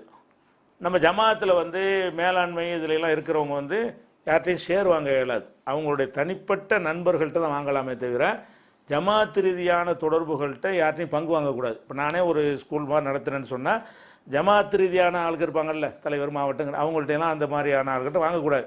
இது இல்லாமல் சொந்தம் பந்தம் பள்ளிக்கூடத்து காலத்து நண்பர் இப்படியான ஆள்கள்கிட்ட நம்ம ஷேர் வாங்கிக்கலான்னு தான் ஜமாத்துடைய ஒரு பாலிசி. அந்த அடிப்படையில் இவர் பலர்கிட்ட ஷேர் வாங்குறார். யார், கலீல் ரசூல் வந்து ஸ்கூலுக்கு வந்து ஷேர் வாங்கி தான் அதை ஆரம்பித்தார். அந்த ஷேரில் அதிகமான ஷேர் போட்டு முதல் ஷேர் போட்ட ஒரு ஆள் இந்த ராஜா முகமது. அதாவது கலீல் ரசூலுக்கு வந்து அவரை இந்த ஜமாத்து தொடர்புக்கும் அப்பாற்பட்டு, ஜமாத்து ரீதியான தொடர்புன்னு வாங்கக்கூடாது, ஜமாத்து ரீதியான தொடர்புக்கும் அப்பாற்பட்டு அவரை தொழிலை பூஸ்ட் பண்ணுவதற்கு உதவி செய்கிற அளவுக்கு இவர் கலீல் ரசூல் அவருக்கு நன்றி கடன்பட்டவர். அந்த ஸ்கூல் நடத்துவதற்கான அதிகமான பொருளாதாரத்தை கொடுத்தவர் ராஜா முகமது. அதனால் ராஜா முகமது என்ன சொல்கிறாரோ அதுக்கு அவர் விருப்பப்படி அவர் செய்வார். ராஜா முகமது கலீலுக்குள்ள உறவு என்னென்னு கேட்டால், அந்த ஸ்கூலில் இன்றைக்கி அவர் ட்ரஸ்டியாக இருக்கிறார். அவர் இந்த சானவாசன் சொன்னல ஒருத்தர் ஏற்கனவே, அவர்லாம் அதில் ட்ரஸ்டியாக இருக்கிறாங்க. அப்போ அந்த ஸ்கூலில் வந்து இப்போ கலீல் ரசூலுக்கும் ராஜா முகமதுக்கும் இந்த உறவு இருக்கிறது வைத்து அவர் என்ன அணுகிறாருன்னு கேட்டால், எங்களை வந்து மிரட்டுறாங்க, எங்களை மிரட்டுறது வேறு வழி இல்லை, இதை வைத்து நீங்கள் என்ன செய்யுங்க, எங்கள் குடும்பத்தாரெல்லாம் இழுத்துறாமல் நீங்கள் ஒரு மாதிரியாக நடவடிக்கை எடுத்து விட்ருங்கிற ஒரு தோரணைகள் தான் அது பேசப்படுது. அது எனக்கு தெரியாது, அதுதான் பேசப்பட்டிருக்குன்னு நடந்த நிகழ்ச்சிகளை வைத்து நான் சொல்ல முடியும். என்ன தான் பேசப்பட்டுச்சு, நம்ம அங்கே இருக்கலை. ஆனால் அதுக்கு பிந்தி நடந்த ஒவ்வொரு ஸ்டெப்பையும் நீங்கள் பார்த்தீங்கன்னு சொன்னால் இதுதான் பேசப்பட்டு இருக்கும்னு உங்களுக்கே தெரியும். அதாவது எப்படியாவது அவருக்கு உதவி செஞ்சு, அதாவது அவங்க ஃபேமிலி வெளியே வந்துடக்கூடாது, அவங்களுக்கு மிரட்டலும் வரக்கூடாது, அதுக்கு தகுந்த மாதிரி வெளியே தூக்கி போட்டுடணும் என்ற ராஜா முகமதுடைய அந்த கோரிக்கையை அப்படி அவர் ஏற்றுக்கொண்ட நிலையில் என்ன செய்கிறாரு, காயினவத்தை கலீல் ரசூல் ஆரம்பிக்கிறார். அதுக்கிடையில் இன்னொரு விஷயம் நான் சொல்லிக்கொள்ள வேண்டும். கலீல் ரசூலுக்கு பொதுவாக எனக்கு அவருக்கு அடிக்கடி பிரச்சனைகள் வரும் பல விஷயங்களில். ஆனால் என்னை பெரும்பாலான நிர்வாகிகள் வந்து உள்ளுக்குள்ளே அந்த மாதிரி தான் இருப்பாங்க, என்னை நான் எல்லாத்தையும் கரெக்டாக இருப்பேன் கண்டிப்பேங்கிறதுனால சும்மா அந்த பொறுப்பில் இருக்கிற அண்ணன் என்ன நடிச்சிக்கிடுவாங்கன்னு வைங்களேன். அதுதான் அதிகமான பேர் இருந்திருக்கிறாங்க, அது பின்னாடி நமக்கு தெரியுது. இந்த கலீல் ரசூலை பொறுத்த வரைக்கும் ராஜா முகமது முதல் விஷயம், இதை இயக்குறது ராஜா முகமது தலைமைக்கு வரல, தன்னுடைய நண்பர் நன்றி கடன்பட்டவர்கிட்ட போகிறார். அவர் இவருக்காக எதுவும் செய்யக்கூடியவர், அந்த ஸ்கூலை உண்டாக்குனதுக்கு அவருடைய பொருளாதாரம் காரணமாக இருக்கிற அளவுக்கு அவருக்கு நன்றி கடன்பட்டவர். அப்படியான ஒருத்தட்ட போய் இவர் விருப்பப்படி அவரை வளைச்சிடலான்னு சொல்லி அங்கே புகார் கொடுத்த உடனே கலீல் ரசூல் என்ன செய்கிறாருன்னா, அதுக்கு வந்து கலீல் ரசூலை பற்றி எனக்கு உள்ளது சொல்லிக்கணும்ல, அப்போ தான் உங்களுக்கு விளங்கும். இப்போ கலீல் ரசூல் ஏன் அவருக்கு பண்ணுகிறாரு, நன்றி கடன் பட்டது மட்டும் இல்லாமல் என் விஷயமாக அவருக்கு சில அதிருப்திகளும் சில கசப்புகளும் கடுமையான கசப்புகளும் இருக்கிறது. என்ன கசப்பு இருக்குன்னு கேட்டால், அது எப்போ வெளியே வருதுன்னா, இப்போ லைவில் அல்தாஃபி வந்து ஒரு செய்தியை போட்டு விட்டார். அதில் தான் அவருக்கு இவரை பற்றி நம்முடைய கசப்பு எந்த அளவுக்கு கொண்டு தெரிய வந்தது. என்ன போட்டு விட்டார்னு கேட்டால், இவர் பொருளாளர் பதவியிலிருந்து ராஜினாமா பண்ணார். யார், கலீல் ரசூல். போன நிர்வாகத்தில் அல்தாஃபி தலைவராக இருக்கும் பொழுது பொருளாளராக கலீல் ரசூல் இருக்கிறார். அவர் ராஜினாமா பண்ணுறார். எதுக்கு ராஜினாமா பண்ணார்னு கேட்டால், கணக்கு தணிக்கை பண்ண வருவாங்கல்ல, தணிக்கை பண்ண வரும்போது நான் வர முடியாது, அவர் கணக்கு பிள்ளைய சாதிக்கிட்ட கேட்டுக்கிறங்க, அது விசாரணைக்கெல்லாம் நான் ஒத்துழைக்க மாட்டேன்ட்டார். இதுதான் பொருளாளர், அதுக்கு ஆன்சர் பண்ண கடமைப்பட்டவர். நம்ம ஜமாத்தில் கணக்கு தணிக்கைக்குன்னு ஒரு குழு வச்சுருக்கிறோம். அந்த குழுவிலேருந்து தணிக்கைக்கு கேட்கும் பொழுது தணிக்கையுடைய விசாரணைக்கு நான் வரமாட்டேன், அவருக்கு அந்த கணக்கு எழுதுறவர்கிட்ட கேட்டுக்கிறங்க, நான் டம்மி பொருளாளர் அப்படின்னு சொன்ன உடனே நிர்வாகத்தில் கொஞ்சம் பிரச்சனை வந்த பிறகு பொருளாளர் இருந்து ராஜினாமா பண்ணிவிட்டார்.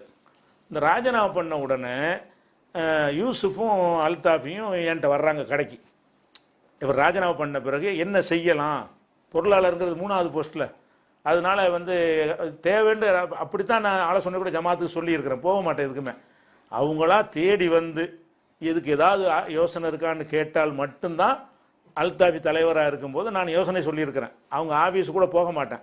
அந்த மாதிரியான ஒரு அடிப்படையில் இருக்கும்போது என்கிட்ட யூசுஃபும் அல்தாஃபியும் ஒரு சில விஷயங்களை என்ன சொல்கிறாங்கன்னா, ராஜினாமா பண்ணிட்டாரு, வேற ஒரு ஆளை போட்டுக்குருவோம் இப்படின்னு பேசும்பொழுது நான் சொன்னேன், நீங்கள் இவரை வைக்க வேண்டிய இடத்துல வைக்கலை. நான் சொல்கிறேன் அல்தாஃபிட்ட, இவர் ஒவ்வொன்றிலையும் இவர் அதிகாரம் பண்ணுறாரு, அடிமை மாதிரி எல்லாம் உட்காந்துட்டு இருக்கிறீங்க. பல சம்பவங்களை ஒன்று ஒன்றா சுட்டி காட்டுறேன். அதாவது அவருக்கும் எம்ஐ சுலைமானுக்கு சண்டை கண்ணீர் விட்டு கதறி எம்ஐ சுலைமான் அந்த அளவுக்கு வல்கரா அசிங்கமாக ஏதாவது பிரச்சனை நிர்வாகக்குள்ள அவர் என்ன பேசுகிறாருன்னு சொல்லி நான் அப்படி தான் நினைக்கிறேன். பாரு ஆதாரம் இல்லாட்டாலும் அந்த மாதிரிலாம் பேசி அழுக வச்சு கடைசியில் மன்னிப்புலாம் கேட்க வச்சு அவர் நொந்து போன விஷயங்கள்லாம் உங்கள் நிர்வாகத்தில் நடக்கிறது. ஏதாவது ஒரு முடிவு எடுக்கிறீங்கன்னா அந்த முடிவு அனைவரும் சேர்ந்து சொன்னாலும் சரி ஒத்தையாக இருந்து கத்துவார். அந்த ஒத்தையுடைய கருத்துக்கு பயந்துக்கிட்டு அனைவரும் ஆமாமாங்க. அந்த அனுபவத்தில் கண்டது இப்படிலாம் நடக்கிறது பார்க்குறேன். எந்த அளவுக்குன்னா ஃபஸ்ட்டு இதெல்லாம் அல்தாஃபிட்டு நான் சொல்கிறேன், நல்லா கவனிக்கணும். அல்தாஃபி யூசுஃபும் என் கடைக்கு வரும் பொழுது இவர் ராஜினாமா பண்ணிட்டாருனோன்னே இவரை பற்றின சில விஷயங்களை சொல்லி இவரை எதுலேயும் சேர்த்துறாதீங்கிறதுக்காக வேண்டி, இவர் பொருளாளர் விட்டுருங்க, வேற ஒன்றில் போட்டிங்கன்னா ஜமாத்தை நாசமாக போயிடுறேன் அப்படிங்கிறதுக்கு ஒரு ஆதாரமாக சொல்கிறேன். என்ன ஆதாரம் சொல்கிறேன்னு கேட்டால், ஃபஸ்ட்டு உயர்நிலை குழு கூடுது. உயர்நிலை கூடும்போது எல்லோரும் ஆலோசனை சொல்லுவோம்ல, ஃபஸ்ட்டு கூடும்போது உயர்நிலை குழு எனக்கு சிறப்பழைப்பு தான், நான் உயர்நிலை குழு கிடையாது. ஃபஸ்ட்டு உயர்நிலை குழுனால சிறப்பழைப்புக்கு நான் போயிருக்கிறேன். போகும்போது என்ன செய்கிறாருன்னா, அந்த ஒரு கர்வமான முறையில் ஒரு சில ஆலோசனைலாம் சொல்லக்கூடாது, எங்களுக்கு நிர்வாகம் நாங்கள் தான் பண்ணுவோம், நிர்வாகியை தேர்ந்தெடுத்த ஆளுக்கு தான் நாங்கள் முடிவு செய்வோமே தவிர இப்படி செய்யலாமே அப்படி செய்யலாமெல்லாம் நீ சொல்லக்கூடாது. நாங்கள் எந்த முடிவை எடுக்கிறோமோ அதை எப்படி செய்யலான்னு என்ன செய்யணும், நீங்கள் யோசனை சொல்லலாம். அந்த திட்டத்தை எடுக்கலாம், இந்த திட்டத்தை எடுக்கலாம், இதெல்லாம் எங்களுக்கு சொல்லக்கூடாது நீங்கன்னு சொல்லி ஒரு வார்த்தையை போட்டார். அன்னையே தான் இந்த சிறப்பலைக்கு போகக்கூடாதுன்னு முடிவு வந்துட்டேன். அதை சொல்லி காட்டுறேன். இப்படி சொன்னார், யாபகம் இருக்குதா? உயர்நிலை குழுன்னா அவங்க திட்டத்தையும் சொல்லுவாங்க, யோசனையும் சொல்லுவாங்க, ஆலோசனை சொல்கிறதுக்கு தான் வச்சுருக்கிறோம். நிர்வாக ரீதி அதிகாரம் இல்லை. அதனால் அது என்ன மாதிரி அவர் நடந்தார் தெரியுமா, அதுலேருந்து எவ்வளோ பேர் மனக்கசப்போடு இருக்கிறாங்க உங்களுக்கு தெரியுமான்ட்டு அதை விளக்குறேன். அது மாதிரி என்ன செய்யறேன்னா, அந்த உணர்வு பத்திரிகையில் கேள்வி பதிலாம் நான் தான் எழுதிட்டு இருப்பேன். பதில்கள்னு ஒன்று வரும்ல, அதை எழுதுவேன். ஒரு நாள் கடைக்கு என்ன செய்கிறாருன்னு கேட்டால், நீங்கள் ஜமாத்துன்னு பத்திரிக்கை நடத்தி நீங்கள் எழுதி பதில்கள் அனுப்பிடுறீங்க, அனுப்பணும் அது போட்டு விட்டுறாங்க, அப்படி இருக்கக்கூடாது, நாங்கள் அக்செப்ட் பண்ணி ஓகேன்ற பிறகு தான் மறுபடியும் உங்களுக்கு அனுப்புவோம், அப்புறம் திருத்தி அனுப்பணும், அப்போ தான் போடுவோம் அப்படின்னு சொன்னார். அப்போ நீங்களே வேற ஆள் வச்சு போட்டுக்கிறோம், எனக்கு அது வேலை இல்லை, அது யார் நம்ம எழுதுறது ஒத்துக்கிட்டால் தான் போடணுமா இப்படின்னு சொன்னார். அதுலேருந்து நான் எழுதுறது இல்லை. ஆனால் இது யார்கிட்ட நான் சொல்லிக்கிறல. அப்போ நான் சொல்லி காட்டினேன், நான் எதுக்கு ஒரு வருஷமாக எழுதலை உங்களுக்கு தெரியுமா, உணர்வுக்கு நான் எதாவது எழுதுனானா, பதில் எழுத அனுப்புனான்னு கேட்குறேன். இல்லை, ஏன் எழுதலைன்னா இப்படி என்கிட்ட சொன்னவர் அவர், இந்த மாதிரி சொன்னால் எவன் எழுதுவான். அப்போ எழுதுறதுன்னா நான் அனைவரை நான் திருத்தி எழுத்துத்துறைக்கு நான் தான் அதில் இருக்கிறேன். ஆசிரியர்னு போடாட்டாலும் ஆசிரியருங்கிற ஒரு நிலையில் நான் தான் இருக்கிறேன். எல்லாத்தையும் பார்ப்பேன், ப்ரூஃப் வரைக்கும் பார்ப்பேன்.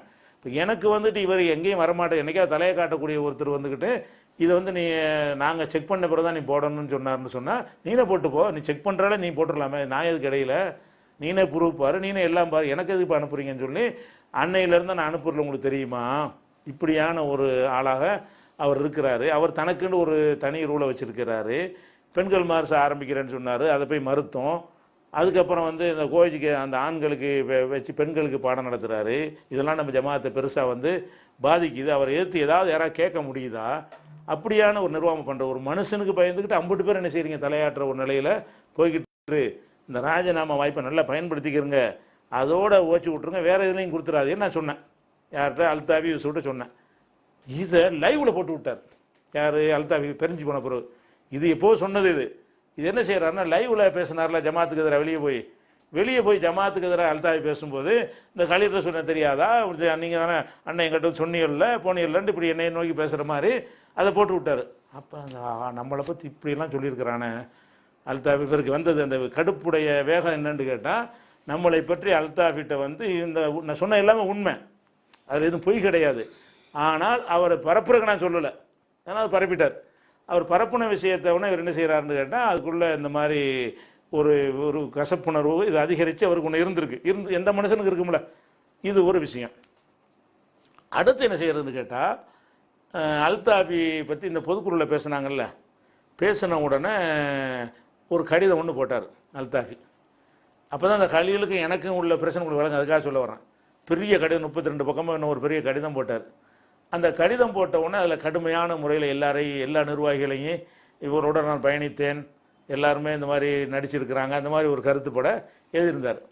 நான் என்ன செஞ்சேன்டா, அந்த அல்தாஃபி நீக்கத்தில் இருந்து நான் ஒரு விஷயத்தில் கவனமாக இருந்தேன். என்னென்னா, அவர் வந்து நடவடிக்கை எடுத்துட்டோம், ஒதுங்கிட்டார்.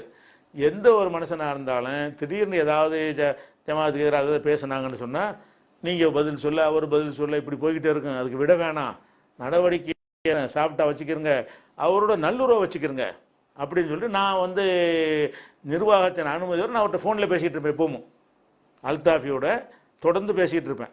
இந்த ஒரு நேரத்துலையும் பேசுகிறேன். இந்த கடிதம் கிடைச்சவுடனே நீங்கள் இப்படி நினைக்காதீங்க, எல்லா நிர்வாகிகளும் உங்கள் மேலே வெறுப்பு அவ்வளோ கிடையாது, எல்லாரும் அந்த சாப்பிட்டா தான் இருக்கிறாங்க.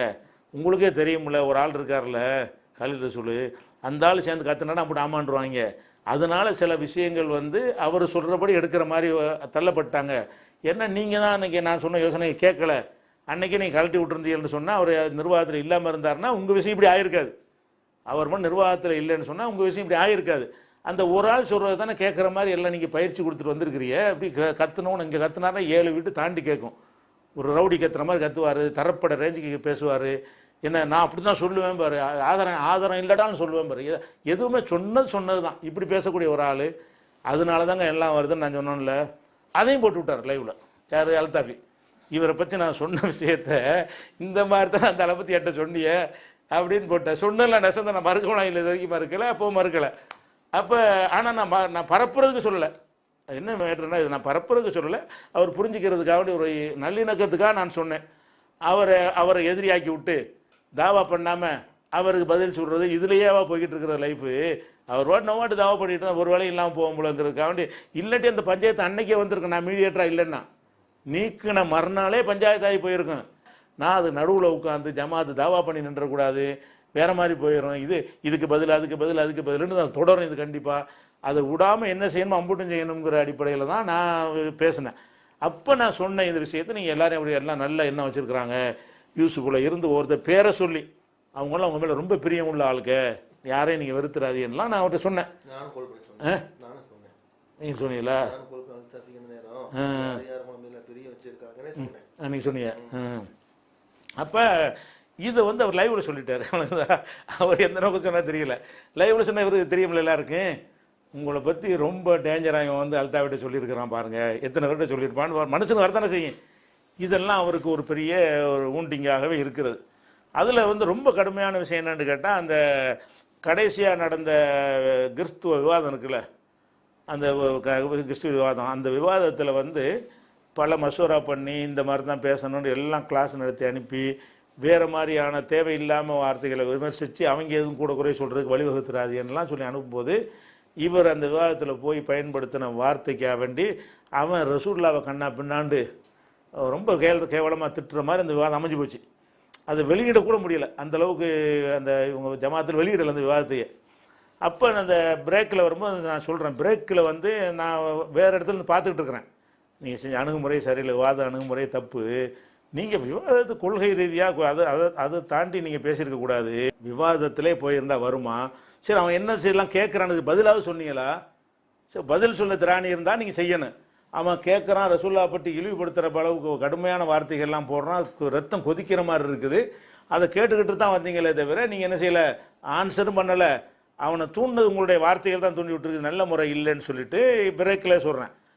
மறுபடியும் போய் அதே மாதிரி மத்தியானத்துக்கு பிறகு போய் இந்த வாதத்தை கேட்டால் உங்களுக்கு அந்த விவாதத்தை கேட்டால் உங்களுக்கு தெரியும், உங்களுக்கு ஏண்டா நம்ம விவாதம் பண்ணோங்கிற அப்படி அளவில் வந்த பிறகு, விவாதம் முடிஞ்சு வந்த பிறகு நான் கடுமையான முறையில் இது வந்து ரொம்ப நாஸ்தி பண்ணிட்டீங்க, அடுத்த விவாதத்தை நான் தனித்து அடுத்த தலைப்பு நான் பார்ப்பேன் அப்படின்னு சொல்லிட்டேன். நீங்கள் யாரும் தேவை கிடையாது, அடுத்த தலைப்பு இருக்குது நம்ம விவாதம், அடுத்த தலைப்பில் நான் ஒரு ஆள் தான், அவங்க 10 பேர் வந்தாலும் சரி நான் மட்டுமே விவாதம் பண்ணுவேன்னு சொல்லி அவ்வளோ கடுமையாக கண்டிச்சிட்டோம்.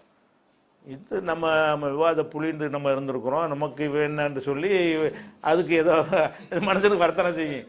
கடுமையாக நீங்கள் செஞ்ச விதங்கள் வந்து ரொம்ப பெரிய பின்னடைவது என்று இப்படியான சில விஷயங்கள் இருந்தவுடனே, ஆனால் அதை எதிர்த்து அவர் செய்ய முடியாது. என்னை இந்த மாதிரி ஒரு பழியை சொல்லி வெளியே போடாத வகையில் வேறு எதை சொல்லியும் என்னை எதிர்த்து ஒன்றும் செய்ய முடியாது. வேறு எதை சொல்லினாலும் அதை வந்து நான் ஃபேஸ் பண்ணிடுவேன்.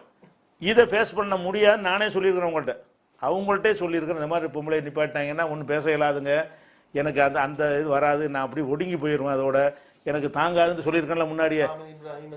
ஹாமி இப்ராஹிம் சொன்ன தகவல்லாம் சொன்னேன்ல. அப்போ என்னுடைய கேரக்டர் விளங்கிட்டார், இவன் வந்து இந்த விஷயத்தை எடுத்தோம்னா இவன் அடங்கி போயிடுவான்ட்டு.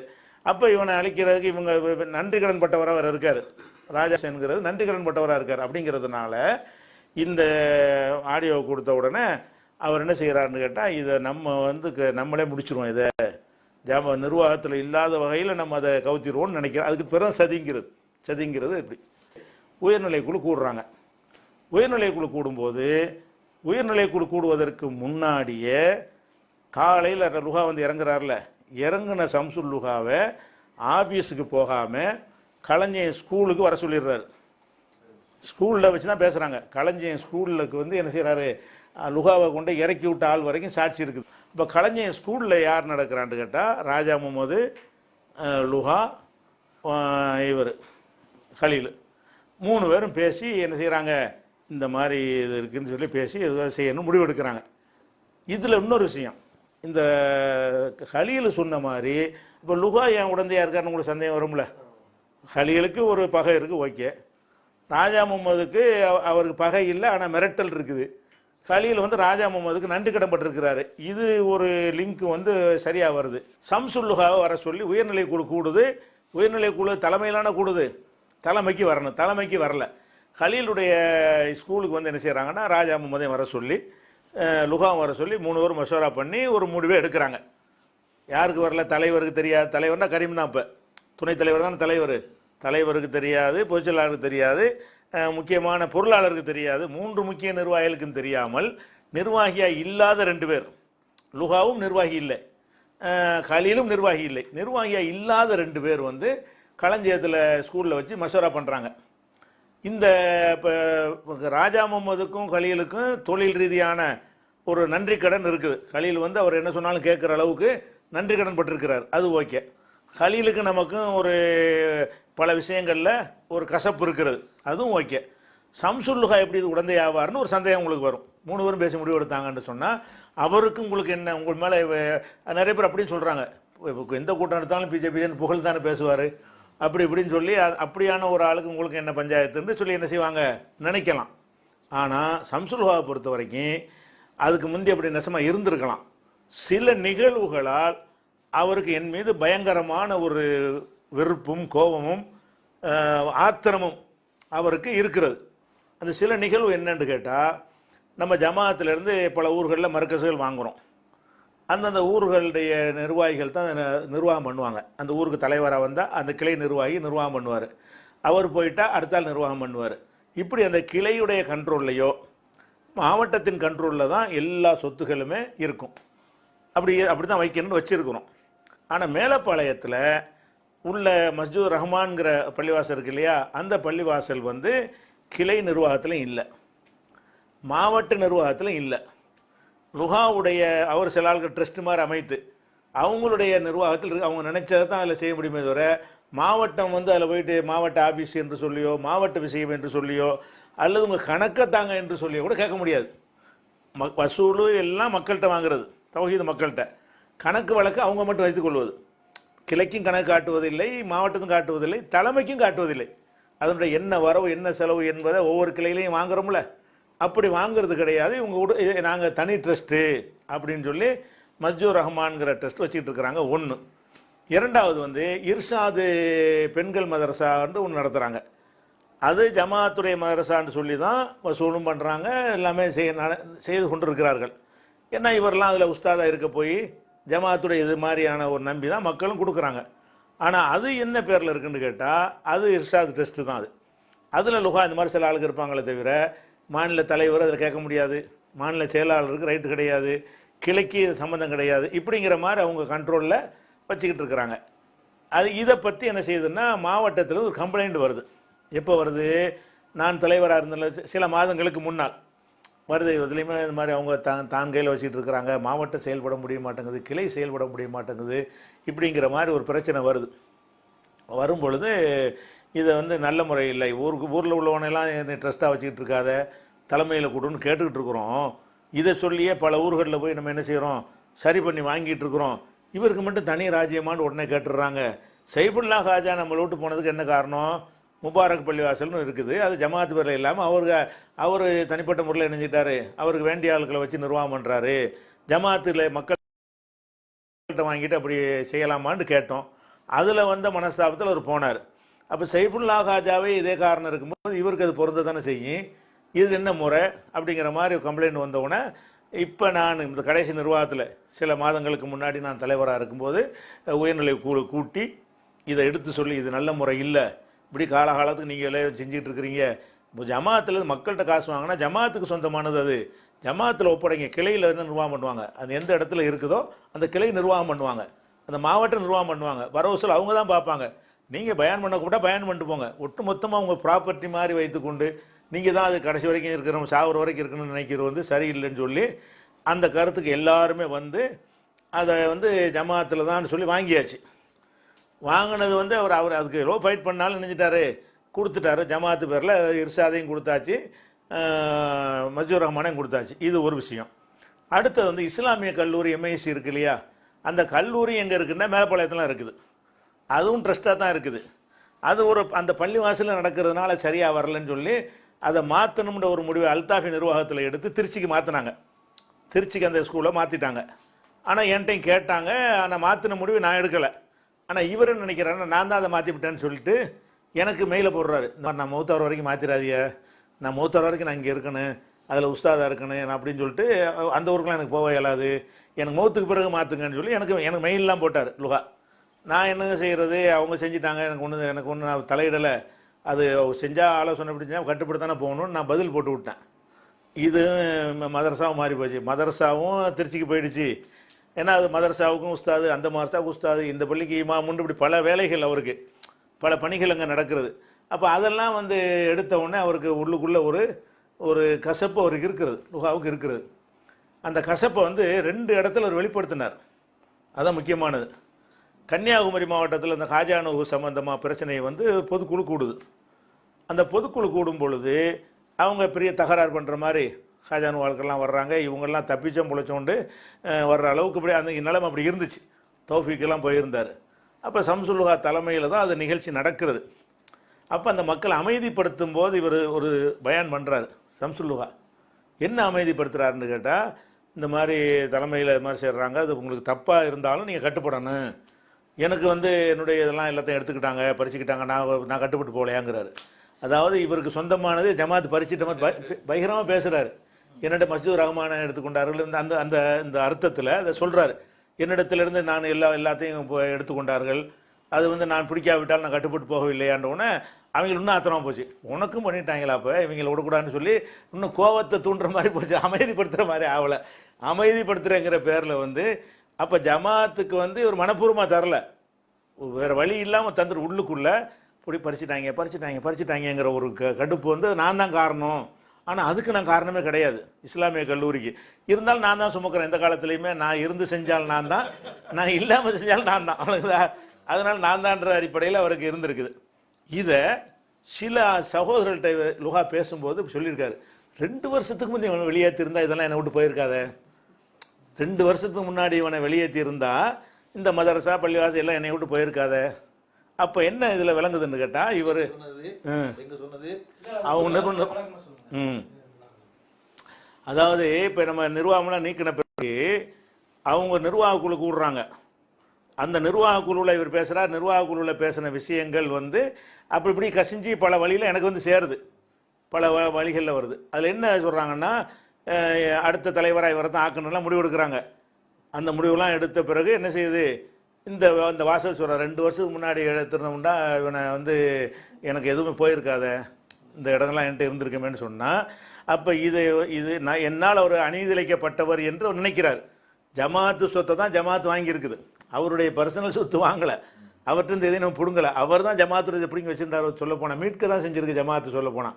ஆனால் அந்த மாதிரி ஒரு சொல்கிறேன், அந்த மாதிரி ஒரு வெறுப்பு கசப்பு அவருக்கு இருந்தது வந்து உயர்நிலை குழு கூட்டி இதை எடுத்து சொல்லி, இது நல்ல முறை இல்லை, இப்படி காலகாலத்துக்கு நீங்கள் எல்லாம் செஞ்சுட்டு இருக்கிறீங்க. இப்போ ஜமாத்தில் மக்கள்கிட்ட காசு வாங்கினா ஜமாத்துக்கு சொந்தமானது, அது ஜமாத்தில் ஒப்படைங்க, கிளையில் இருந்து நிர்வாகம் பண்ணுவாங்க. அது எந்த இடத்துல இருக்குதோ அந்த கிளை நிர்வாகம் பண்ணுவாங்க, அந்த மாவட்டம் நிர்வாகம் பண்ணுவாங்க, வரவசூல் அவங்க தான் பார்ப்பாங்க. நீங்கள் பயன் பண்ண கூட பயன் பண்ணிட்டு போங்க. ஒட்டு மொத்தமாக உங்கள் ப்ராப்பர்ட்டி மாதிரி வைத்துக்கொண்டு நீங்கள் தான் அது கடைசி வரைக்கும் இருக்கிறோம், சாகுற வரைக்கும் இருக்கணும்னு நினைக்கிறது வந்து சரியில்லைன்னு சொல்லி அந்த கருத்துக்கு எல்லாருமே வந்து அதை வந்து ஜமாத்தில் தான் சொல்லி வாங்கியாச்சு. வாங்கினது வந்து அவர் அதுக்கு எவ்வளோ ஃபைட் பண்ணாலும் நினைச்சிட்டாரு, கொடுத்துட்டாரு. ஜமாத்து பேரில் இர்ஷாதையும் கொடுத்தாச்சு, மஜூர் ரஹ்மானையும் கொடுத்தாச்சு. இது ஒரு விஷயம். அடுத்தது வந்து இஸ்லாமிய கல்லூரி எம்ஐசி இருக்கு இல்லையா, அந்த கல்லூரி எங்கே இருக்குன்னா மேலப்பாளையத்தில் இருக்குது, அதுவும் ட்ரஸ்ட்டாக தான் இருக்குது. அது அந்த பள்ளி வாசலில் நடக்கிறதுனால சரியாக வரலன்னு சொல்லி அதை மாற்றணும்ன்ற ஒரு முடிவை அல்தாஃபி நிர்வாகத்தில் எடுத்து திருச்சிக்கு மாற்றினாங்க. திருச்சிக்கு அந்த ஸ்கூலை மாற்றிட்டாங்க. ஆனால் என்கிட்டையும் கேட்டாங்க, ஆனால் மாற்றின முடிவு நான் எடுக்கலை. ஆனால் இவர் என்ன நினைக்கிறாருன்னா, நான் தான் அதை மாற்றிவிட்டேன்னு சொல்லிட்டு எனக்கு மெயிலை போடுறாரு, இந்த மாதிரி நான் மௌத்தார் வரைக்கும் மாற்றிடாதிய, நான் மௌத்தார் வரைக்கும் நான் இங்கே இருக்கணும், அதில் உஸ்தாதாக இருக்கணும் அப்படின்னு சொல்லிட்டு அந்த ஊருக்குலாம் எனக்கு போக இயலாது, எனக்கு மௌத்துக்கு பிறகு மாற்றுங்கன்னு சொல்லி எனக்கு மெயிலெலாம் போட்டார் லுகா. நான் என்னங்க செய்கிறது, அவங்க செஞ்சிட்டாங்க, எனக்கு ஒன்று நான் தலையிடலை, அது செஞ்சால் ஆலோசனை பிடிச்சா கட்டுப்படுத்தானே போகணும்னு நான் பதில் போட்டு விட்டேன். இது மதரசாவும் மாறி போச்சு, மதரசாவும் திருச்சிக்கு போயிடுச்சு. ஏன்னா அது மதரசாவுக்கும் உஸ்தாது, அந்த மதரசாவுக்கு உஸ்தாது, இந்த பள்ளிக்கு இமாமுன்னு இப்படி பல வேலைகள் அவருக்கு, பல பணிகள் அங்கே நடக்கிறது. அப்போ அதெல்லாம் வந்து எடுத்த உடனே அவருக்கு உள்ளுக்குள்ளே ஒரு கசப்பு அவருக்கு இருக்கிறது, லுகாவுக்கு இருக்கிறது. அந்த கசப்பை வந்து 2 இடத்துல அவர் வெளிப்படுத்தினார். அதான் முக்கியமானது. கன்னியாகுமரி மாவட்டத்தில் இந்த காஜானு சம்பந்தமாக பிரச்சனையை வந்து பொதுக்குழு கூடுது. அந்த பொதுக்குழு கூடும் பொழுது அவங்க பெரிய தகராறு பண்ணுற மாதிரி காஜானு வாழ்க்கெல்லாம் வர்றாங்க, இவங்கெல்லாம் தப்பிச்சோம் பிழைச்சோண்டு வர்ற அளவுக்கு இப்படி அந்த நிலைமை அப்படி இருந்துச்சு. தௌஃபீக்கெல்லாம் போயிருந்தார். அப்போ சம்சுல்லுஹா தலைமையில் தான் அது நிகழ்ச்சி நடக்கிறது. அப்போ அந்த மக்களை அமைதிப்படுத்தும் போது இவர் ஒரு பயான் பண்ணுறாரு. சம்சுல்லுஹா என்ன அமைதிப்படுத்துகிறாருன்னு கேட்டால், இந்த மாதிரி தலைமையில் இது மாதிரி செய்கிறாங்க, அது உங்களுக்கு தப்பாக இருந்தாலும் நீங்கள் கட்டுப்படணும், எனக்கு வந்து என்னுடைய இதெல்லாம் எல்லாத்தையும் எடுத்துக்கிட்டாங்க, பறிச்சுக்கிட்டாங்க, நான் கட்டுப்பட்டு போகலையாங்கிறாரு. அதாவது இவருக்கு சொந்தமானது ஜமாத் பறிச்சிட்ட மாதிரி பகிரமாக பேசுகிறாரு. என்னோட மஜூர் ரஹ்மானை எடுத்துக்கொண்டார்கள், அந்த அர்த்தத்தில் அதை சொல்கிறாரு. என்னிடத்திலிருந்து நான் எல்லாத்தையும் எடுத்துக்கொண்டார்கள், அது வந்து நான் பிடிக்காவிட்டால் நான் கட்டுப்பட்டு போகவில்லையான்றவுடனே அவங்க இன்னும் ஆத்திரமாக போச்சு. உனக்கும் பண்ணிட்டாங்களா, அப்போ இவங்களை விடக்கூடாதுன்னு சொல்லி இன்னும் கோவத்தை தூண்டுற மாதிரி போச்சு, அமைதிப்படுத்துகிற மாதிரி ஆகலை. அமைதிப்படுத்துகிறேங்கிற பேரில் வந்து அப்போ ஜமாத்துக்கு வந்து ஒரு மனப்பூர்வமாக தரல, வேறு வழி இல்லாமல் தந்துட்டு உள்ளுக்குள்ளே இப்படி பறிச்சிட்டாங்கிற ஒரு கடுப்பு வந்து நான் தான் காரணம். ஆனால் அதுக்கு நான் காரணமே கிடையாது, இஸ்லாமிய கல்லூரிக்கு இருந்தாலும் நான் தான் சுமக்கிறேன். எந்த காலத்துலையுமே நான் இருந்து செஞ்சாலும் நான் தான், நான் இல்லாமல் செஞ்சாலும் நான் தான், அவ்வளோதான். அதனால் நான் தான்ற அடிப்படையில் அவருக்கு இருந்திருக்குது. அப்போ குமரி மாவட்ட பொதுக்குழுவில் சொன்னதோட இன்னொரு நிர்வாக குழு ஒன்று கூடுகிறது, நம்ம இல்லாத ஒரு நிர்வாக குழு கூடுது. அதில் லுகா ஒரு கருத்தை பதிவு செய்கிறாரு. என்ன செய்கிறாருன்னு கேட்டால், 2 ஆண்டுகளுக்கு முன்னாடி இவனை வெளியேற்றிருந்த பிஜையை தூக்கி போட்டிருந்தோம்னு சொன்னால், அப்படி கூட இல்லை, இந்த அமீர் ஷாஹித் அப்போவே வெளியேற்றிருந்தாண்டா, அப்படி அப்போவே இவனை வெளியேற்றிருந்தான்னு சொன்னால் என் மதரசா இதெல்லாம் என்னை விட்டு போயிருக்காத என்று அவர் நிர்வாகக்குள்ளே சொன்னார்னு சொல்லி ஒரு தகவல் எனக்கு வருது. அப்போ இது என்னடா இவ்வளவுக்கு மோசமாக இருப்பாங்கன்ட்டு நம்ம புரிஞ்சுக்கிறதுக்காக சொல்ல வர்றேன். என்னன்னா 2 மேட்டர் இருக்குது. நிர்வாகத்துல பேசின மேட்டர் உங்களே கேள்விப்பட்டுச்சுன்னு சொன்னா அது எப்படி சாத்தியம்? இவன் சொல்றால 2 வருஷத்துக்கு முன்னாடியே நினைச்சிருந்தா அந்த எனக்கு போயிருக்காதுன்னு. ஜமாத்து சொத்துன்னா ஜமாத்துக்கு எடுத்ததை பத்தி சந்தோஷப்படணுமா? கேட்டு இருந்தவங்க என்ன செஞ்சாங்க? ரைட்டு, சரி. ரெண்டு விஷயம். அதாவது முதல் விஷயம், நிர்வாகத்தில் உள்ளது எப்படி எனக்கு வந்துச்சுன்னு கேட்குறீங்கல்ல, இந்த கேள்விக்கு முன்னாடி நீங்கள் ஒவ்வொரு நிர்வாகத்தில் பேசுகிறதும் அடுத்த வாரம் அல்தாஃபி லைவில் சொல்கிறாரு. அப்போ கேட்டிங்களா, நீங்கள் நிர்வாகத்தில் பேசினார்கள்னு சொல்லி எத்தனை விஷயத்தை அவர் அல்தாஃபி சொன்னார். நீங்க அறிவுடையவர்களாக இருந்தால் நம்ம நிர்வாகத்தில் அடிச்சுக்கிட்டு இருக்கிறாங்க நீங்க புரிஞ்சிருக்கணும். அப்பவே தகவல் போகுதுன்னு சொல்லி அல்தாபிக்கு 4 பேர் இருக்க மாதிரி எனக்கு 4 பேர் இருக்க மாட்டாங்களா? வரும் அவருக்கு அது அந்த மாதிரி வகையில் எனக்கு வரும். இது யாருன்னு நீங்க ஏன் கேட்குறீங்க? வருதா இல்லையா? வந்துச்சு. பல விஷயங்கள் அவர் சொன்னாரா இல்லையா? அதை மறுக்கவா செஞ்சீங்களா? அல்தாபி சொன்னதை உண்மையாக இருப்பதுன்னு சும்மா இருந்தீங்க. நிர்வாகத்தில் அப்படி பேசினார்கள்னு அவரை சொல்றாரு. எப்போ நான் எங்கே பேசணும் உனக்கு எப்படி தெரியும் என்று நீங்கள் கேட்கல. ஏன்னா அது அவர் யாருன்னு போட்டு விட்றாரு அவரை பொறுத்த வரைக்கும். அப்போ அதுக்கு பயந்துட்டு கேட்காம இருந்தீங்கல்ல. அதனால எப்படி வரும்லாம் கேட்காதீங்க. அங்கே உள்ளதில் வந்து ஏதோ ஃபார்மாலிட்டிக்கு இருக்கிறாங்களே தவிர வெறுத்து கொண்டு நடித்து கொண்டும் இருக்கிறார்கள் வேறு வழி இல்லாமல். அந்த வகையில் எனக்கு இது வருது. இது எதுக்கு சொல்கிறேன்னு கேட்டால், ஒருவர் வந்து இவருக்கு உங்களுக்கு என்ன கசப்புன்னு நினைக்கிறீங்கல்ல, இப்படி இவனை தூக்கி போட்டால் இது ஆயிருக்காதுன்னு ஒருவர் சொல்வதாக இருந்தால் என்னை ஒழிக்கணுங்கிற ஒரு வாய்ப்பு கிடைச்சா விட்டுருப்பாரா? இந்த எண்ணம் அவருக்கு நினைக்கின பிறகு இந்த வார்த்தை இவர் சொல்வாரையானால் அதை நீக்க வாய்ப்பு கிடைத்தால் இவர் பயன்படுத்தி இருப்பாரா, பயன்படுத்தாமல் இருக்க மாட்டாரா? அப்போ அந்த ஒரு எண்ணத்தில் தான் அவர் என்ன செய்கிறாரு, இவர் லுகாவுக்கும் அந்த ஒரு எண்ணம் மைண்ட் செட்டாக இருந்துச்சா, இவனை வந்து நல்ல வசமாக மாட்டியிருக்கான், இப்போ இதை வச்சு கவுத்திடணும்னு சொல்லி 2 பேருக்குமே அந்த ஒரு உள்நோக்கம் இருந்தது. இதை வைத்து முடித்து என்ன செய்கிறாங்கன்னா, இப்போ சம்சுல் லுகாவும் ஹலீலும் ராஜா முகமதும் ஒரு பேசிவிட்டார்கள். அதுக்கு ஒரு கிரவுண்ட் இருக்குன்னு சொல்லிட்டேன். அவங்களுக்கு ஒரு நோக்கம் இருக்கிறது. அடுத்து என்ன செய்கிறாங்கன்னா, இது ஜமாத்துக்கு வரக்கூடிய ஒரு புகார். ஜமாத்துக்கு வருகிற புகாரை வந்து நிர்வாகிகள்கிட்ட போய் அனைவர்கிட்டையும் முதல்ல கொண்டு செல்ல வேண்டும். அதுவும் ஒரு மாநில ஒரு நிர்வாகத்தில் இருந்தவர் மீது நடவடிக்கை என்று சொன்னால் உயர்நிலை குழு அனைவருக்கும் இந்த விஷயத்தை வந்து கொண்டு செல்ல வேண்டும். எல்லாத்தையும் கொண்டு சென்று அவங்கள்ட்ட கருத்து கேட்டு இதை எப்படி அணுகுவது என்று பேசி அனைவரும் சேர்ந்து ஒரு முடிவுக்கு வந்து இப்படி இன்னார் இவங்களை விசாரிக்க வேண்டும், இப்படி விசாரிக்க வேண்டும் என்றெல்லாம் அவங்க முடிவு செய்வது தான் நிர்வாகத்தினுடைய ஒரு நடைமுறையாக இருக்கிறது. இப்போ என்ன நடக்கிறது என்று சொன்னால், இவங்க 3 பேர் பேசிய பிறகு உடனடியாக உயர்நிலை குழு கூட்டி இதை தகவலை சொல்லி அதுக்கு பிறகு நடவடிக்கை எடுக்கிறார்கள் என்றால் அப்படி எடுக்கலை.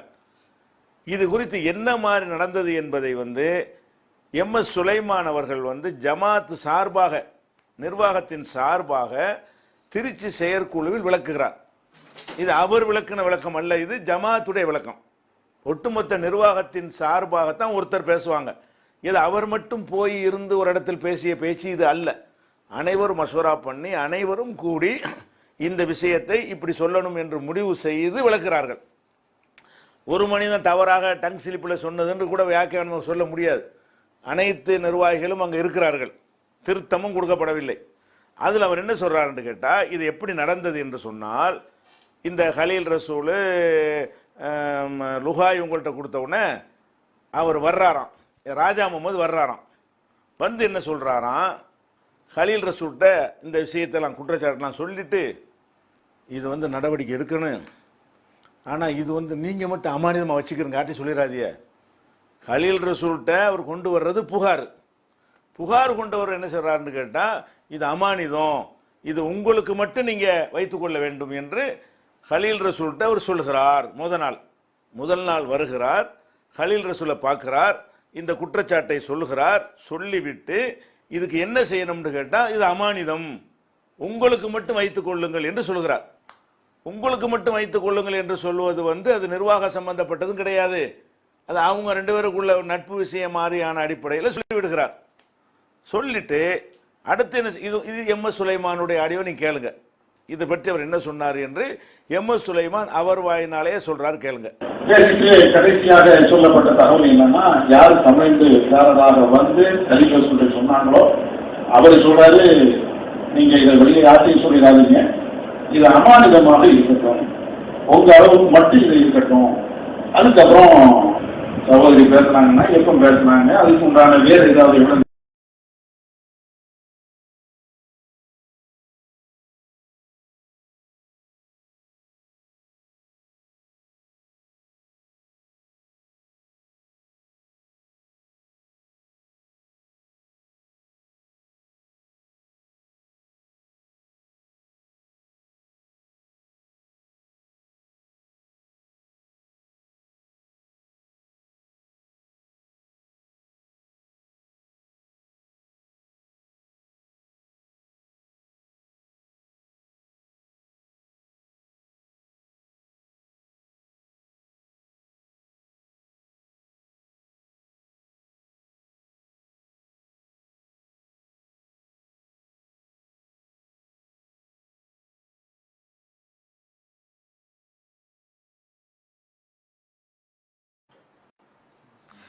அடுத்த கேள்வி என்னன்னு கேட்டால் இதான் மிக பிரதானமான கேள்வி.